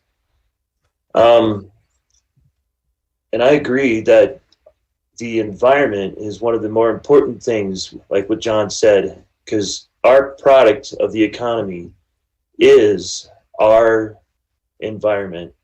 I mean, we need to be able to keep not just snow on the ground in the wintertime, but also have it so we don't dry out in the summertime and have a massive fire that could possibly happen. And we want to avoid that kind of disaster as well. And all that being said, I want to be there for the people. I want to listen to the people. I want to continue to have that relationship. I want to do all I can to serve this community. Jimbo Stockton for council. Thank you, Jimbo. Thank you, candidates. That is more than we actually had time for, but we appreciate you all joining us tonight. Officially, thank you to the Aspen City Council candidates, Casey, Erin, Jimbo, John, Kimbo, Mark, Sam, and Ward for taking the time to appear tonight. We would also like to thank John Masters and the crew at GrassRoots TV for airing and recording tonight's event. The recording will be posted on the websites and Facebook pages for the Aspen Daily News, the Aspen Times, and GrassRoots TV's YouTube channel, as well as grassrootstv.org. A reminder that you can go to cityofaspen.com for more information on voting and registration information for the March 2nd municipal election. I'm Megan Tackett with the Aspen Daily News, and for David Krause of the Aspen Times and the crew at GrassRoots TV, we thank you for joining us tonight. Please stay tuned for our forum with the 2 mayoral candidates, which will start at about 6:50 p.m. And please remember to get out and vote. Thanks, Thank Megan. you. Thank you. Thank you. Thank you very much. Ciao, y'all. Thanks, guys. Tell us bye-bye. Thank you. Thank you. Bye. The joys of our first ever virtual Squirm Night, right? Well, thank you both for joining. And if you are Tuning in, good evening, and welcome to the Aspen City, not the Aspen City Council Squirm Night, the Aspen Mayoral Squirm Night, a 2021 election event brought to you by GrassRootsTV, Aspen Daily News, and the Aspen Times. I'm Megan Tackett, the editor of Aspen Daily News, here along with David Kraus, the editor of the Aspen Times. Tonight, we are talking with two candidates vying for the mayor's seat on the, on the Aspen City Council. Incumbent Tory is being challenged by Lee Mulcahy. If you are a registered voter in Aspen, you have already received your ballot, or you should have in the mail. They can be returned to the drop box outside of Aspen City Hall on Galena Street between now and 7 p.m. on March 2nd. On-site voting started February 12th in City Hall, and you can vote there from 8 a.m. to 5 p.m. Monday through Friday. And election day voting is 7 a.m. to 7 p.m. at City Hall, and an ID is required. Absentee ballots can be requested up to February 26th and must be received by 7 p.m. on election day. For more information, go to cityofaspen.com or email elections@cityofaspen.com. Finally, you can go to govotecolorado.com to register to vote or to check your voter status. To be eligible to vote in Aspen, you have to be 18 years old on or before Election Day, which is March 2nd, and a resident of Aspen for 22 days immediately preceding the election. Just a few notes before we get started. As we've learned in the past year with video calls, it's most effective if we call on candidates so we can hear them and not have them talk over each other. After posing questions to each candidate, our format for tonight will entail a series of questions, responses, and rebuttals. Each of you will be posed with the same question. One of you will have 2 minutes to answer, followed by the other having the same 2-minute opportunity to answer the same question. Whomever answered first will have 30 seconds for a brief rebuttal. We will alternate between candidates regarding who answers the question first and then thus gets the rebuttal. Candidates, please be mindful of your time and keep it on point. For now, we'll start with the 2-minute opening statement from each candidate. We will go first with the incumbent, Tory. Your opening statement, please. Thank you, Megan. Good evening to everybody. Thank you to the Aspen Times, the Aspen Daily News, and GrassRoots, of course, for bringing this to everybody. And thank you for those that are tuning in tonight. My name is Tory, and I'm asking for your vote for 2 more years as your mayor. I'm running for office again because I seek to serve my community in this time of challenge, but time of opportunity as well. I want to bring leadership to forge our best future for Aspen. When I was elected 2 years ago, I knew we had a lot of work to do, both in our city organization as well as in our community. This council has taken on that work. We installed a new city manager. We've supported organizational changes. We forward environmental initiatives as a top tier priority. We've started comprehensive housing programs, improvements, as well as new projects. We've implemented transit improvements with pedestrians as our priority. We've created new alliances for community health, and we're attending to all the other community needs that come at us on a daily basis. I'm dedicated to this ongoing work as well as navigating our community through this pandemic emergency, and I'm asking for your support to continue that work. My priorities going forward are, of course, improving and connecting our community to our local government. I want to support our community health and our community programs. I, of course, seek environmental leadership from this council and our city, and I seek to improve our housing program, maintain current units, and build out existing projects. And a big priority is also to improving local business opportunity. I have an open ear, an open email, and I'm always willing to listen to my constituency and represent you in what makes your life better on a daily basis. Once again, my name is Tory, and I'm asking for your support. Thank you so much. Thank you, Tory. Appreciate that. Lee, you're up. Yes, ma'am. My name is Lee Mulcahy, and I humbly ask our citizens for their vote. But I'm grateful for many, many things. And most importantly, I have my 85-year-old mom sitting right here, who, as you guys know, is a pistol. I love Mayor Tory. We've been friends for 25 years, and he is an amazing man.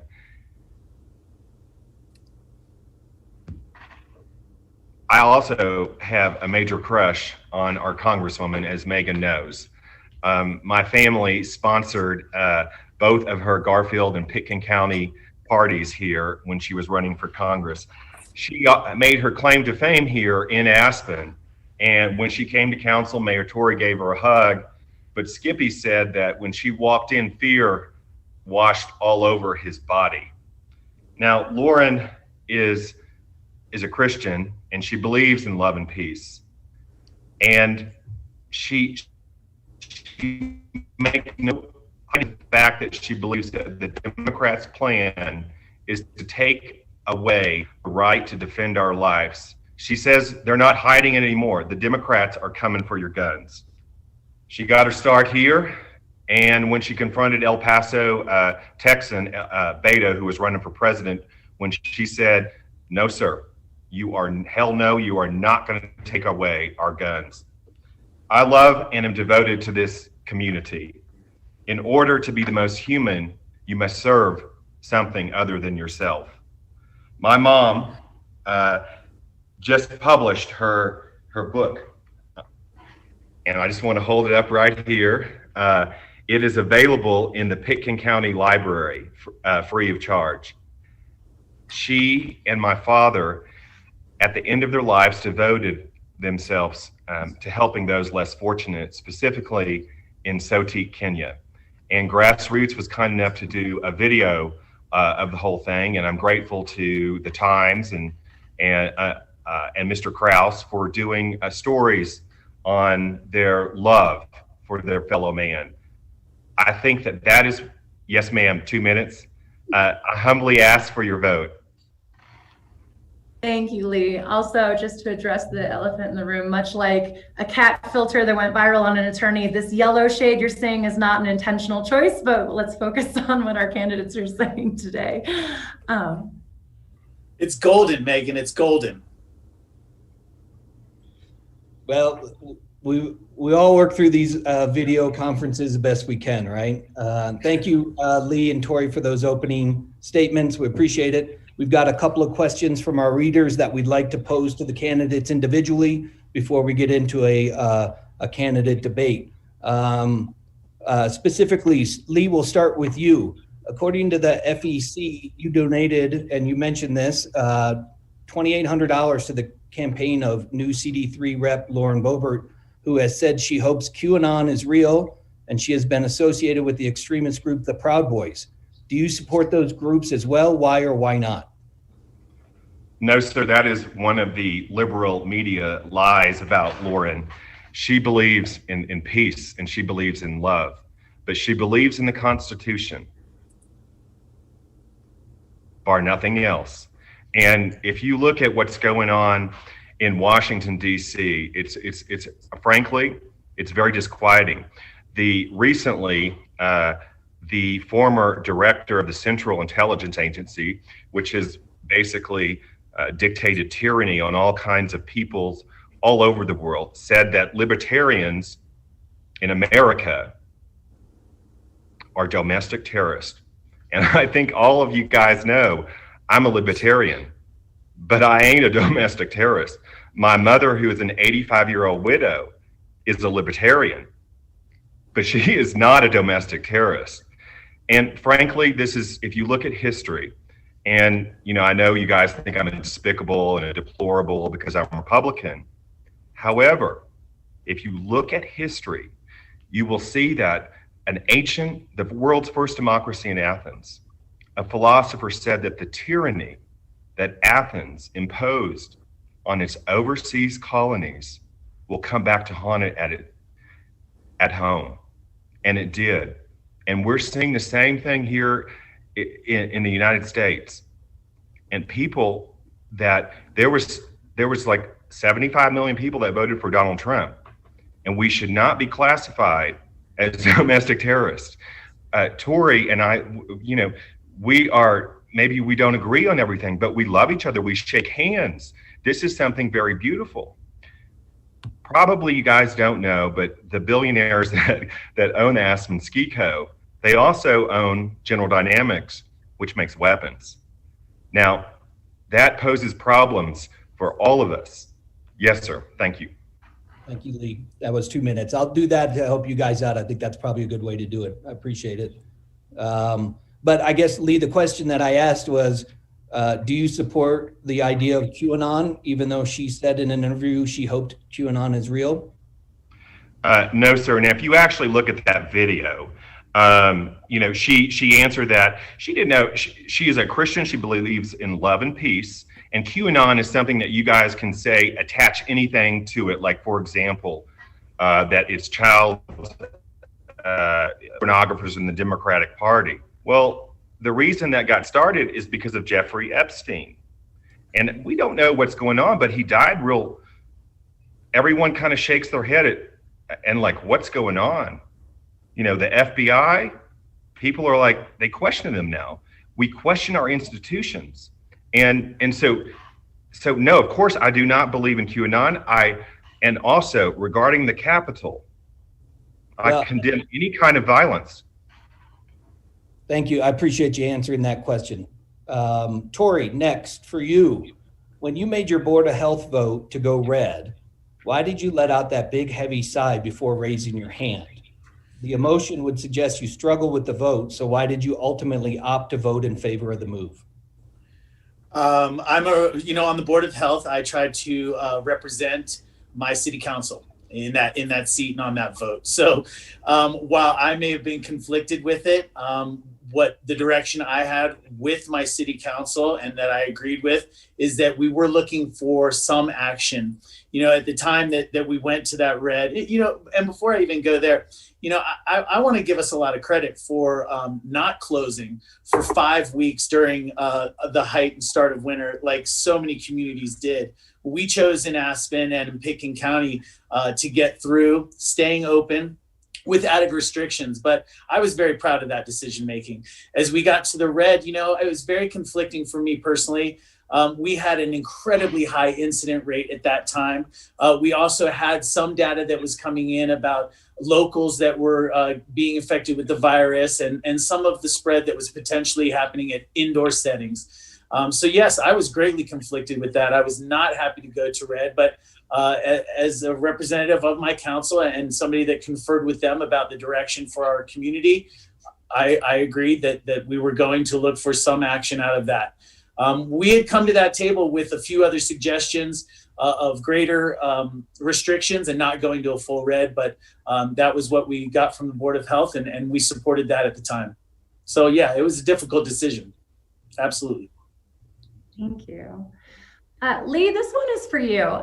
You, like you just referenced with Ms. Bober, you talk a lot about peace, love, and forgiveness. But then you also call people names who don't agree with you and have created inflammatory artwork targeting specific elected officials.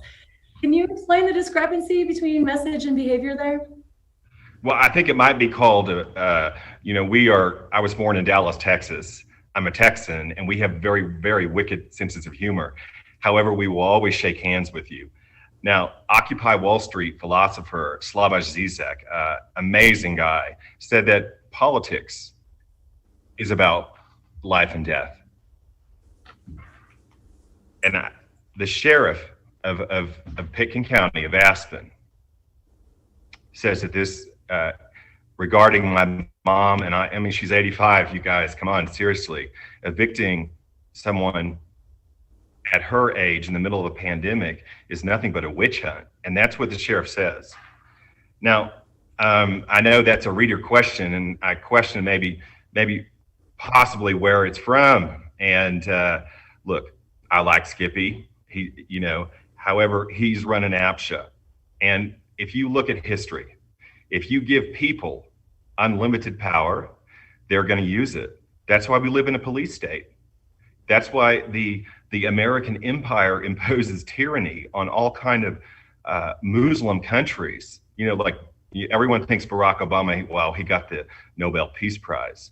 Well, he bombed 7 countries in 1 year, 7 Muslim countries. So I think that, and he says his best friends are right across the street from me. You know, they live across the highway.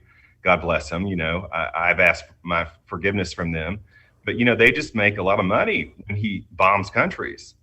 And I think that as a society, we've moved forward with peace, with compromise. And peacemaking is the message of Jesus. And you guys all know I go to church, you know, and I invite everybody, 9 o'clock, first Sunday at Warren Klug's community breakfast, Muslim, Jewish, Christian or not. We serve up a great Texan New Orleans style breakfast, and I invite the community. Thank you. Tori, this one's for you.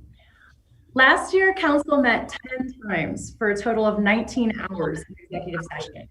And 4 of those sessions were regarding the city manager's job performance. Do you think every one of the topics discussed during that time warranted not being discussed openly for the public record?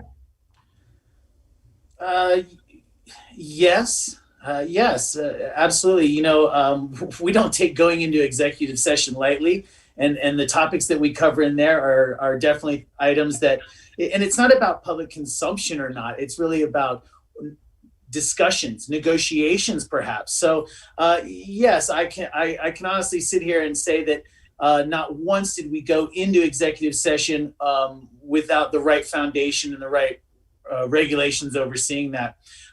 You know, and I'll take that a step further and let you know that while we are in executive session, we are very careful to make sure that we are discussing exactly those topics that are appropriate for executive session. And if they weren't, that we would be in public session with them. Thank you. You're muted, Kraus. Of course I am. Tori, we're going to keep it with you. One more for you. What is the biggest failure in your first term that you see as an opportunity for course correction in your second term? Oh boy, the biggest failure in the first 2 years. Biggest failure. I probably should have prepared for this one, huh? Biggest failure in the first 2 years. Boy, you know, just across the board, moving the ball on a lot of issues, right? So there's many things that I don't feel like have gotten as far as I want. The waste diversion program that we're trying to get to, some of the changes in our organization that we're still working on. Maybe we haven't tackled transit perhaps as much as I'd like to. One of our goals that has gotten pushed to the back seat because of the COVID pandemic was about working, and not to blame it on the pandemic, but literally 8 months after getting in office, that we were completely, you know, sidetracked and taking a left turn on some of our priorities. So for me, you know, it's just been it's always a struggle about the pace of government. And how we get things done when we get things done. So I would probably just say a little bit of everything. You know, I want to see us moving forward faster, and that's not always achieved. So you know, I have my desires of moving those things forward, and that's why I'm running for re-election for 2 years, is to continue the work that we've started. And I'm very proud of a lot of the things that we've done. But you know, I have frustration with government. I have frustration with process, and those are the things that I'm trying to fix. Thank you. Thanks, Tori. Lee, you have some firsthand experience with living in affordable housing. Will you leave your house peacefully if your options in court are exhausted, if it comes to that place? Yes, ma'am. Thank you for the question. You know, for me, I think the most important thing dealing with the city of Aspen, you know, who, let's be frank here, this whole case is a giant joke in the state, because the federal court, not that the Aspen Times will report this, and let me just say, Megan, I love you because you are about transparency. You're about presenting both sides. Your newspaper on everything that I read presents both sides, whereas the Aspen Times, bless its heart, does not present facts to the public. For example, a federal court ruled recently that APSHA will never recover its legal fees. And Thomas Fenton Smith III, again, bless his heart, but he was investigated for dishonesty. Mayor dishonesty by none other than the Colorado Supreme Court's Attorney Regulation Council. Back to point, the federal court also recently ruled, and not just a little tiny federal court, but God, thank you, Jesus, that it was the 10th Circuit of the United States Court of Appeals ruled against APSHA and for the Mulcahy family. And we are very, very grateful. Now, have you heard a peep about that in the Aspen Times? Have you heard a peep about any of our federal case victories? No, ma'am, you haven't. And you know why? Because Mr. Krause here, he wrote an editorial with the reporter, Mrs. Zachariason. And I like Zach, I'm always kind. But they justified a SWAT team to remove the Mulcahy family. And that we are devoted and we love this community. And you can ask anybody. So unfortunately, the Faustian bargain, and let me explain that, the deal with the devil between big media, between big government, City Hall, Jim True, who no doubt is bribed by probably Lester Crown, and big tech. It's dangerous for our country. It's dangerous for our little town here. And we've got to come back together and bring each other together, love and peace, and join together. Amen. Thank you, Lee.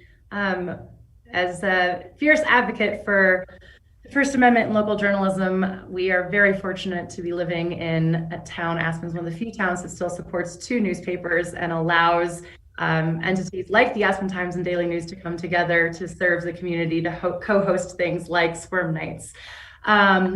Moving into the debate section then, with that nod to the First Amendment, we're going to ask each candidate the same question, as we mentioned previously. As a reminder, each candidate gets 2 minutes to respond to the question, and the person who responds first will get a 30-second chance to rebut. We'll alternate, and this time we'll start with the incumbent, Tori. So, Tori, why you?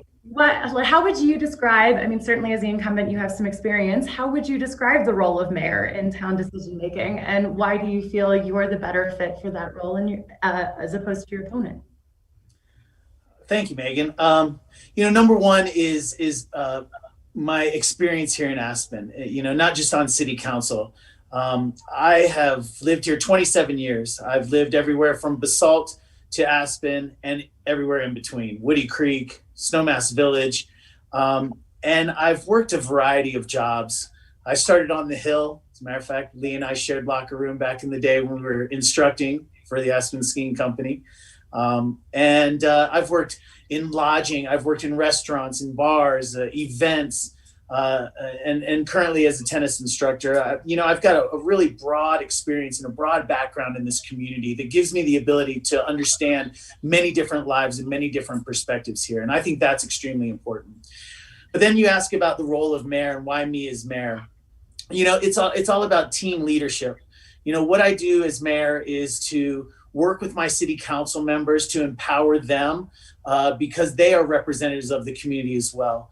I think I'm doing a good job at that, and I hope to get better at that. It has been a tough 2 years, but I want to get better at that.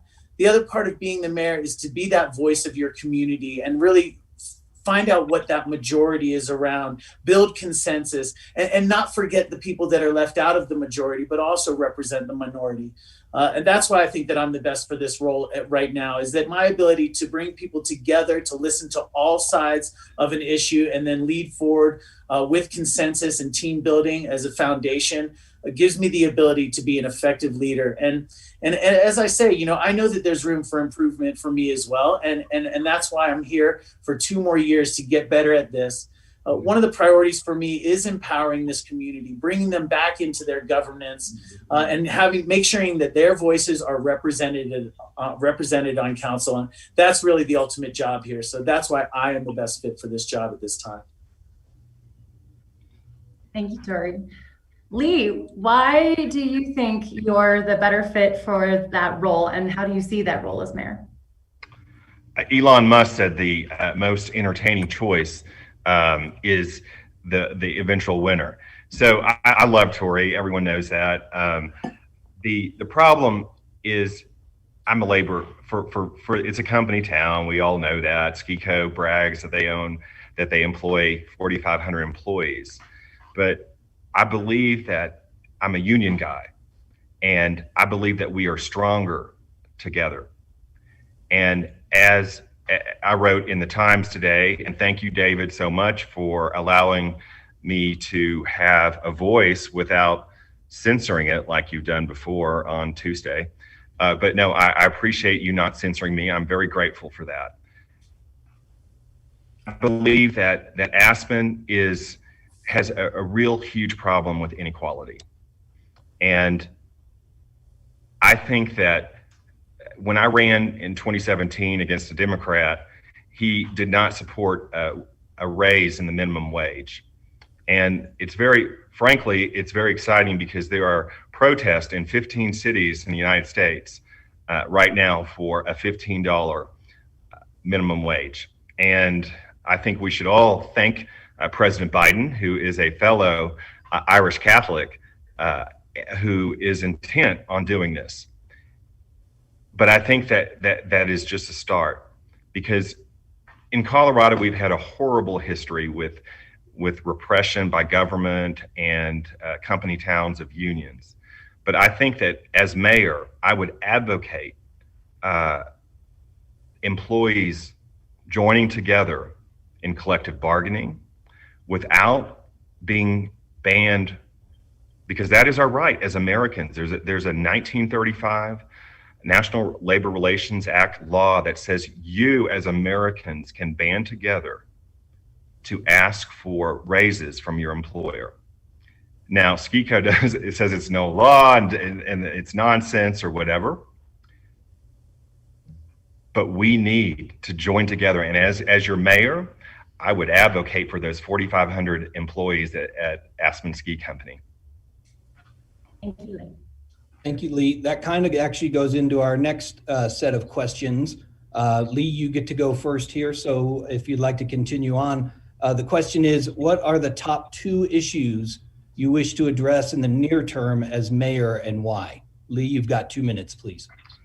So, Mayor and I love Sonia Bolerjack, and what has been done to her by the bureaucrats in the APSHA is frankly shameful. We are not that kind of community. We do not want to be that kind of community. I was talking to Jimmy Gerbaz the other day, and just in 25 years, the mayor and I have been here, that would have never happened. We would have worked it out. She is a single mother with 2 kids. Guys, it's the middle of winter. It's the middle of a school year. And it's in the middle of a COVID-19 pandemic, where shortly before our local government here was closing businesses. And we're kicking a single mother out? That's not who we want to be. That's not who Mayor Tory wants to be. It's absolutely crazy. And the problem is, and it's not Mayor Tory's fault. It goes back to the question that you asked him about the secret executive sessions. Now, I think Mayor Tory uses those as judicially as he can, but the city attorney has got his own agenda. However, if you look at APSHA's use of secret sessions, it's crazy. It's unbelievable. And they met on this single mom and her 2 kids a couple weeks ago. So I would change that. I would halt these secret executive sessions. The city of Houston, the nation's 4th largest city, makes it illegal to have these secret sessions. So to say, I know Ward, I love Ward, he's a friend, to say that we need them, that we can't operate without them, is false, because they're the city of Houston, and that is a dynamic, wonderful city. And if you've been to Houston, David, you know that city works. Thank you, Lee. That was 2 minutes. And actually, I have been to Houston because I have family who lives in Houston. Tori, you're up next. What are your top 2 issues that you'd like to address if you're reelected for the next 2 years? Top 2 is always tough. I've been running for office here in Aspen for almost 20 years. And I always define myself as an issue-based candidate. I seek to do the hard work that is in every area. So to pick 2 is very difficult. I'll refer to what's behind me, though. If you can read it, it says community, unity, and opportunity, with unity highlighted. So number 1, community. I want to connect this community back together. I want to bring the community back into their local government, and I want to support community programs. So number 1 for me is about community. I seek to do the work that I do as mayor or on city council, no matter when I'm there, to improve the quality of life for residents and visitors alike. But community is at the foundation of that. That goes from everything from health programs and mental health resources and getting those people that need those base foundationals like housing and food, community support, to the amenities of this wonderful community. Second to that, one thing that we haven't been able to tackle in this past year because of the COVID pandemic, this got pushed to the back burner, but I want to improve local business opportunity. Don't get me wrong, housing, of course, housing and improving our housing program and building more housing units for affordable housing, definitely important. Our environment, absolutely, a fundamental to me, a foundational tenet for me. But I seek in this next 2 years to really improve local business opportunity. So community and local business opportunity are the 2 things that I'm looking to really impact. Thank you. And Tori, I'll apologize now. I cut you off. You were supposed to have a 30-second rebuttal to the previous question, so I apologize for that. So to get back on our format, Lee, you do have a 30 seconds for a rebuttal on that if you have anything you'd like to add. Yes, sir. Regarding housing, we have formed a collective organization called United APSHA Tenants and Homeowners. Now, I chuckle because, if you're a homeowner in APSHA, you ain't a homeowner. If they want you out, like Sonia, they'll get you out. And the thing that I couldn't understand, they meet in the secret session, blah, blah, blah, is why couldn't we put her on, why did APSHA have to throw her on the bad list, the ineligible list? Why couldn't we just rent her a unit at Truscott? Tori knows, there are vacant units in Truscott right now for APSHA. But yet the reason they hate Sonia so much, the same reason they hate us, is because her attorney defied them. And they are not used to that. If you ever walk in there to ask for anything, they treat you like doo-doo. And I'm going to cut you off there because you had 30 seconds and I gave you a minute to rebut. So we're going to keep this moving. And we're going to get back to housing. So we definitely have a question on that. So to move on to the next topic, COVID response. In hindsight, Tori, this is for you first. In hindsight, what pandemic policies or steps should the city of, let me start over. In hindsight, what pandemic policies or steps should the city council have taken but didn't, or did take but shouldn't have in the past 11 months? I'm pretty proud of how we have navigated the pandemic. I'm pretty proud of it. I believe that we have to fight both the spread of the virus, but also the impacts that some of those restrictions and regulations have upon our overall community health. I think some of the information at the beginning of the pandemic was difficult to come by. I'll tell you what I said from the beginning was that I felt like we were a little upside down in our view. We as the city of Aspen are down at the bottom, let's say the feet on the ground, boots on the ground. Above that is Pitkin County. Above that is our state. And above that is the national organizations.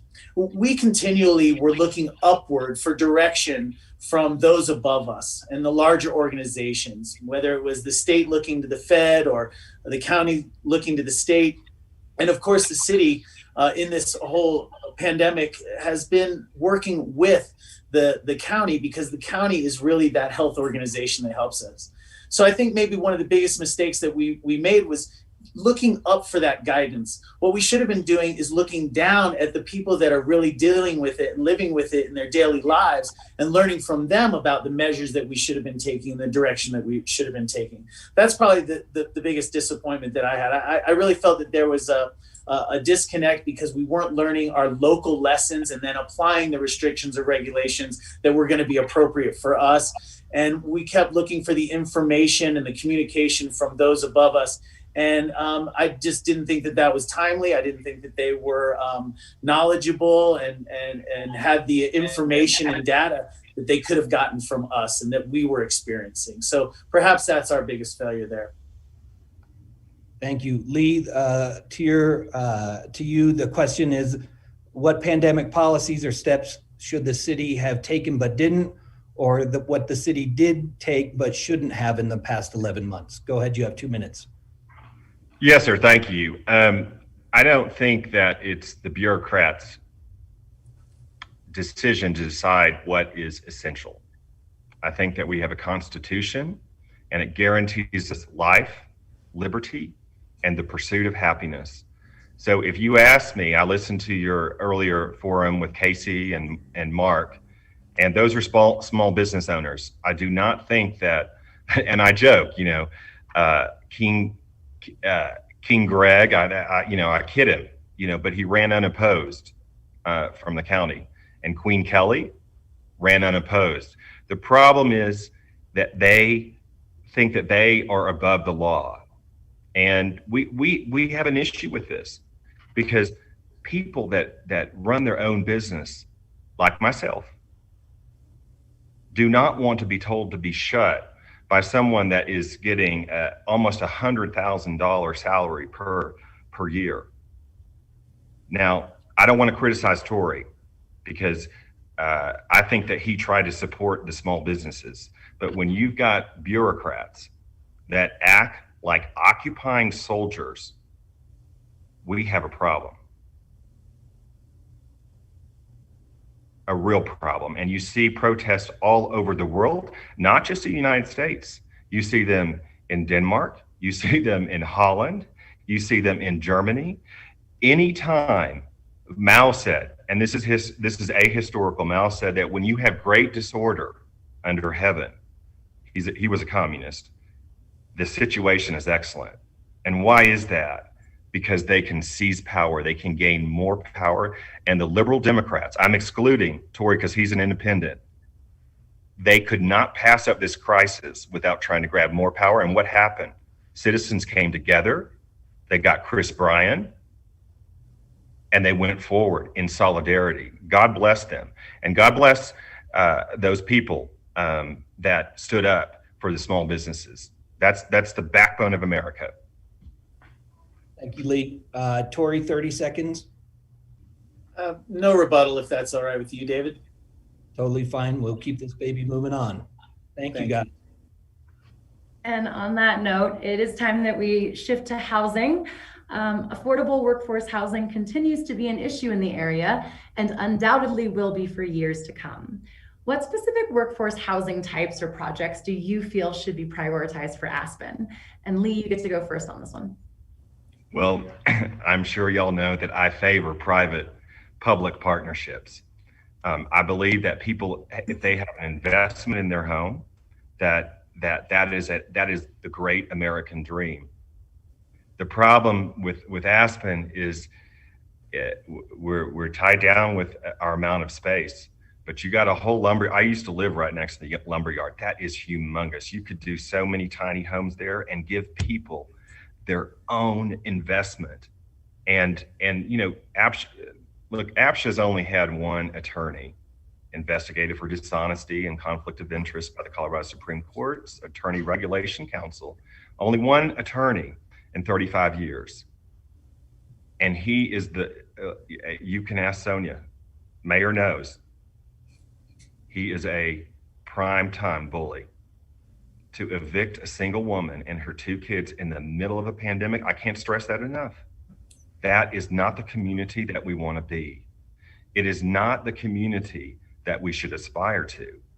Now, we should thank Thomas Fenton Smith III for his many 3 decades of service and millions of dollars that he has received from the taxpayers. And we should throw a humongous retirement party for him because, you know, and we should thank him sincerely. But if people build tiny homes, do not allow that one clause in that APSHA puts in the deed. You know, Thomas Fenton Smith III figured this out, that they can just snatch it at their discretion, and that's in there. And people don't realize that. So it creates, or the people that do, it creates a lot of silence. Now, APSHA has 3,300 units in a town of 6,788. That's 3,300 households, guys. That is immense power. And as I say, if you give people unlimited power, like Skippy, a neo-Marxist, they're going to use it. Thank you. Tori. Thank you. And the question, Megan, was about what types of housing that we should be focusing on. Yeah, what types of specific workforce housing types or projects? Yeah, I kind of get from your question that maybe you're talking about the difference between rental and ownership, or family style, or individual or single, maybe the difference between workforce housing and family style. Well, I guess a little of all of it, right? You know, I mean, I really think though that what we need is to reconvene as a community and discuss this again. We need a long-term strategic plan. We need to come together as a community and redefine these values that we have, and update them. You know, it was pointed out to me recently that the Aspen Area Community Plan has removed one of the guiding principles that we've said for so long, which was to house 65% of our workforce up at the upper end of our valley, you know, to mitigate for the impacts of the commute and keep building community here in Aspen. And that's what we need to come back together about. You know, the AACP is actually up for a rewrite next year. Every 10 years, it's supposed to be updated. 2012 is the last time. So maybe we'll be having this, but we need a long-term strategic plan. Outside of just building projects, though, we need to address some other issues. You know, we have some deed restriction sunsets that are going to be coming up on hundreds of units. So while we're talking about building other units, we need to be taking care of what we already have in our housing inventory and make sure that that stays in our housing inventory. Another way to do that is also through maintenance and capital upkeep for existing units as well. As we see some of those getting towards the end of their lifespan, we need to be prolonging that lifespan again so that we're not forced at this time to be replacing those. I'm very excited about the lumberyard as a project that's going to return several hundred units and house truly hundreds of people, families, and new workers, because right now we're planning on somewhat of a mix out there. So, you know, again, Megan, when you ask that question, I think we need to be pushing on all fronts here, but building is not the only thing we need to do here. We need to be assuring that our program is working fairly and effectively, and we also need to maintain that current housing inventory. You know, we talk about partnerships. Absolutely. We need to be working with some of those organizations that are in our community that need some of that housing stock as well. So partnerships are going to play a big role as we move forward as well. Thanks. Thanks, Tori. I appreciate it. Lee, would you like 30 seconds for a rebuttal? Yes, ma'am. Yes, ma'am. When I think that we must reform APSHA before we move forward, except on the private-public partnerships. APSHA has become a corrupt, we all know this, it's a corrupt organization. I think that we can take a lot of guidance from the Snowmass Village Housing Authority that does their lotteries in public, not in the deputy director's computer which is random allegedly. And I'll be frank, people give the deputy director bribes to win. And I think we've got to eliminate that, do everything in public, and we can move forward away from a corrupt APSHA to one that Tory is highlighting.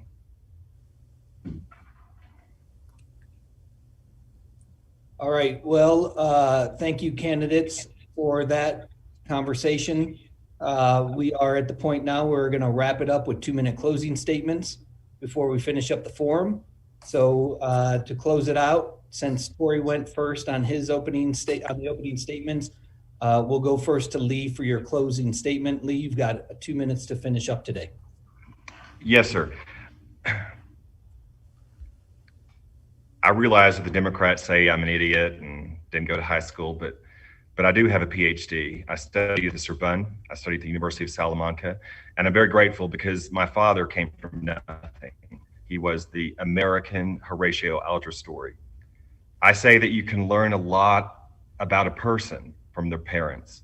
I was mentored by my best friend, and after he passed, it was very, very difficult for me.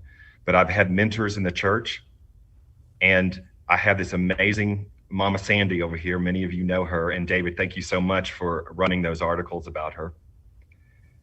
But she has shown me the way forward through this corruption, this eviction, this judge that's completely biased, and to serve.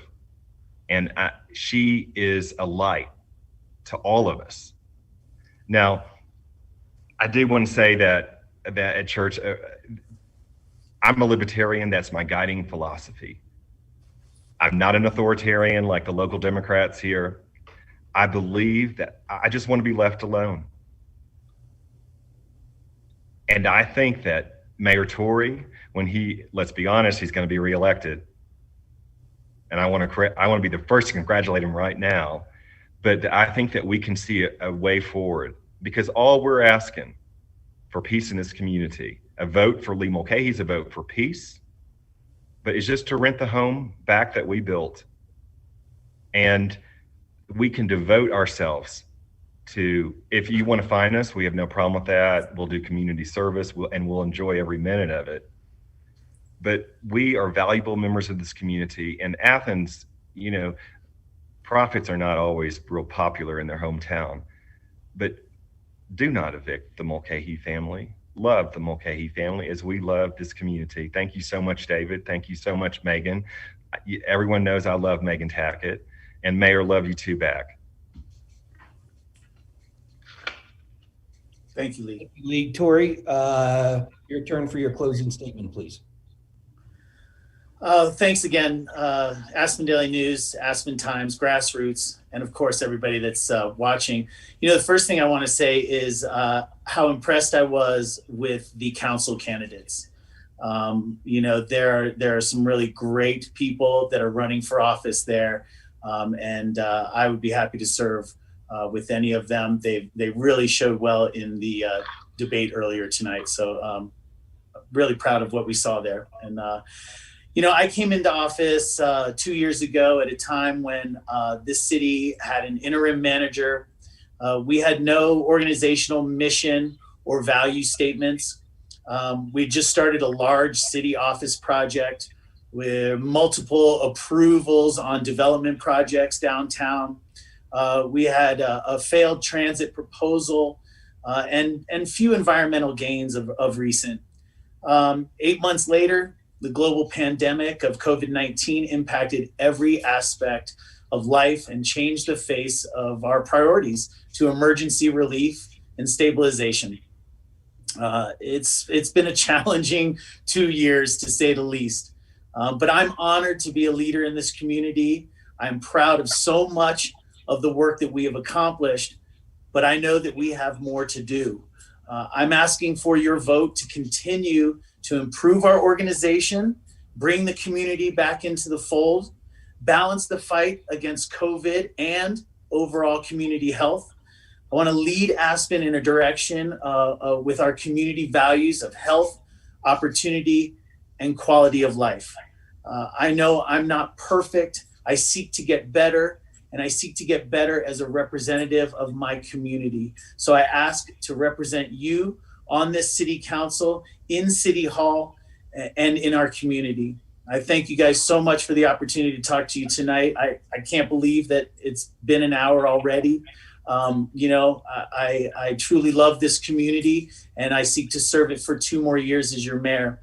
To Lee and his family, you know, I've known Lee for a long time, and he's always been a very generous and kind person with me, and I want to say thank you to him. I'm proud of Lee for speaking his mind and speaking up, you know, and I not all of what he says do I disagree with. And so I want to thank him for being involved in this process as well. Hopefully it will make us all better.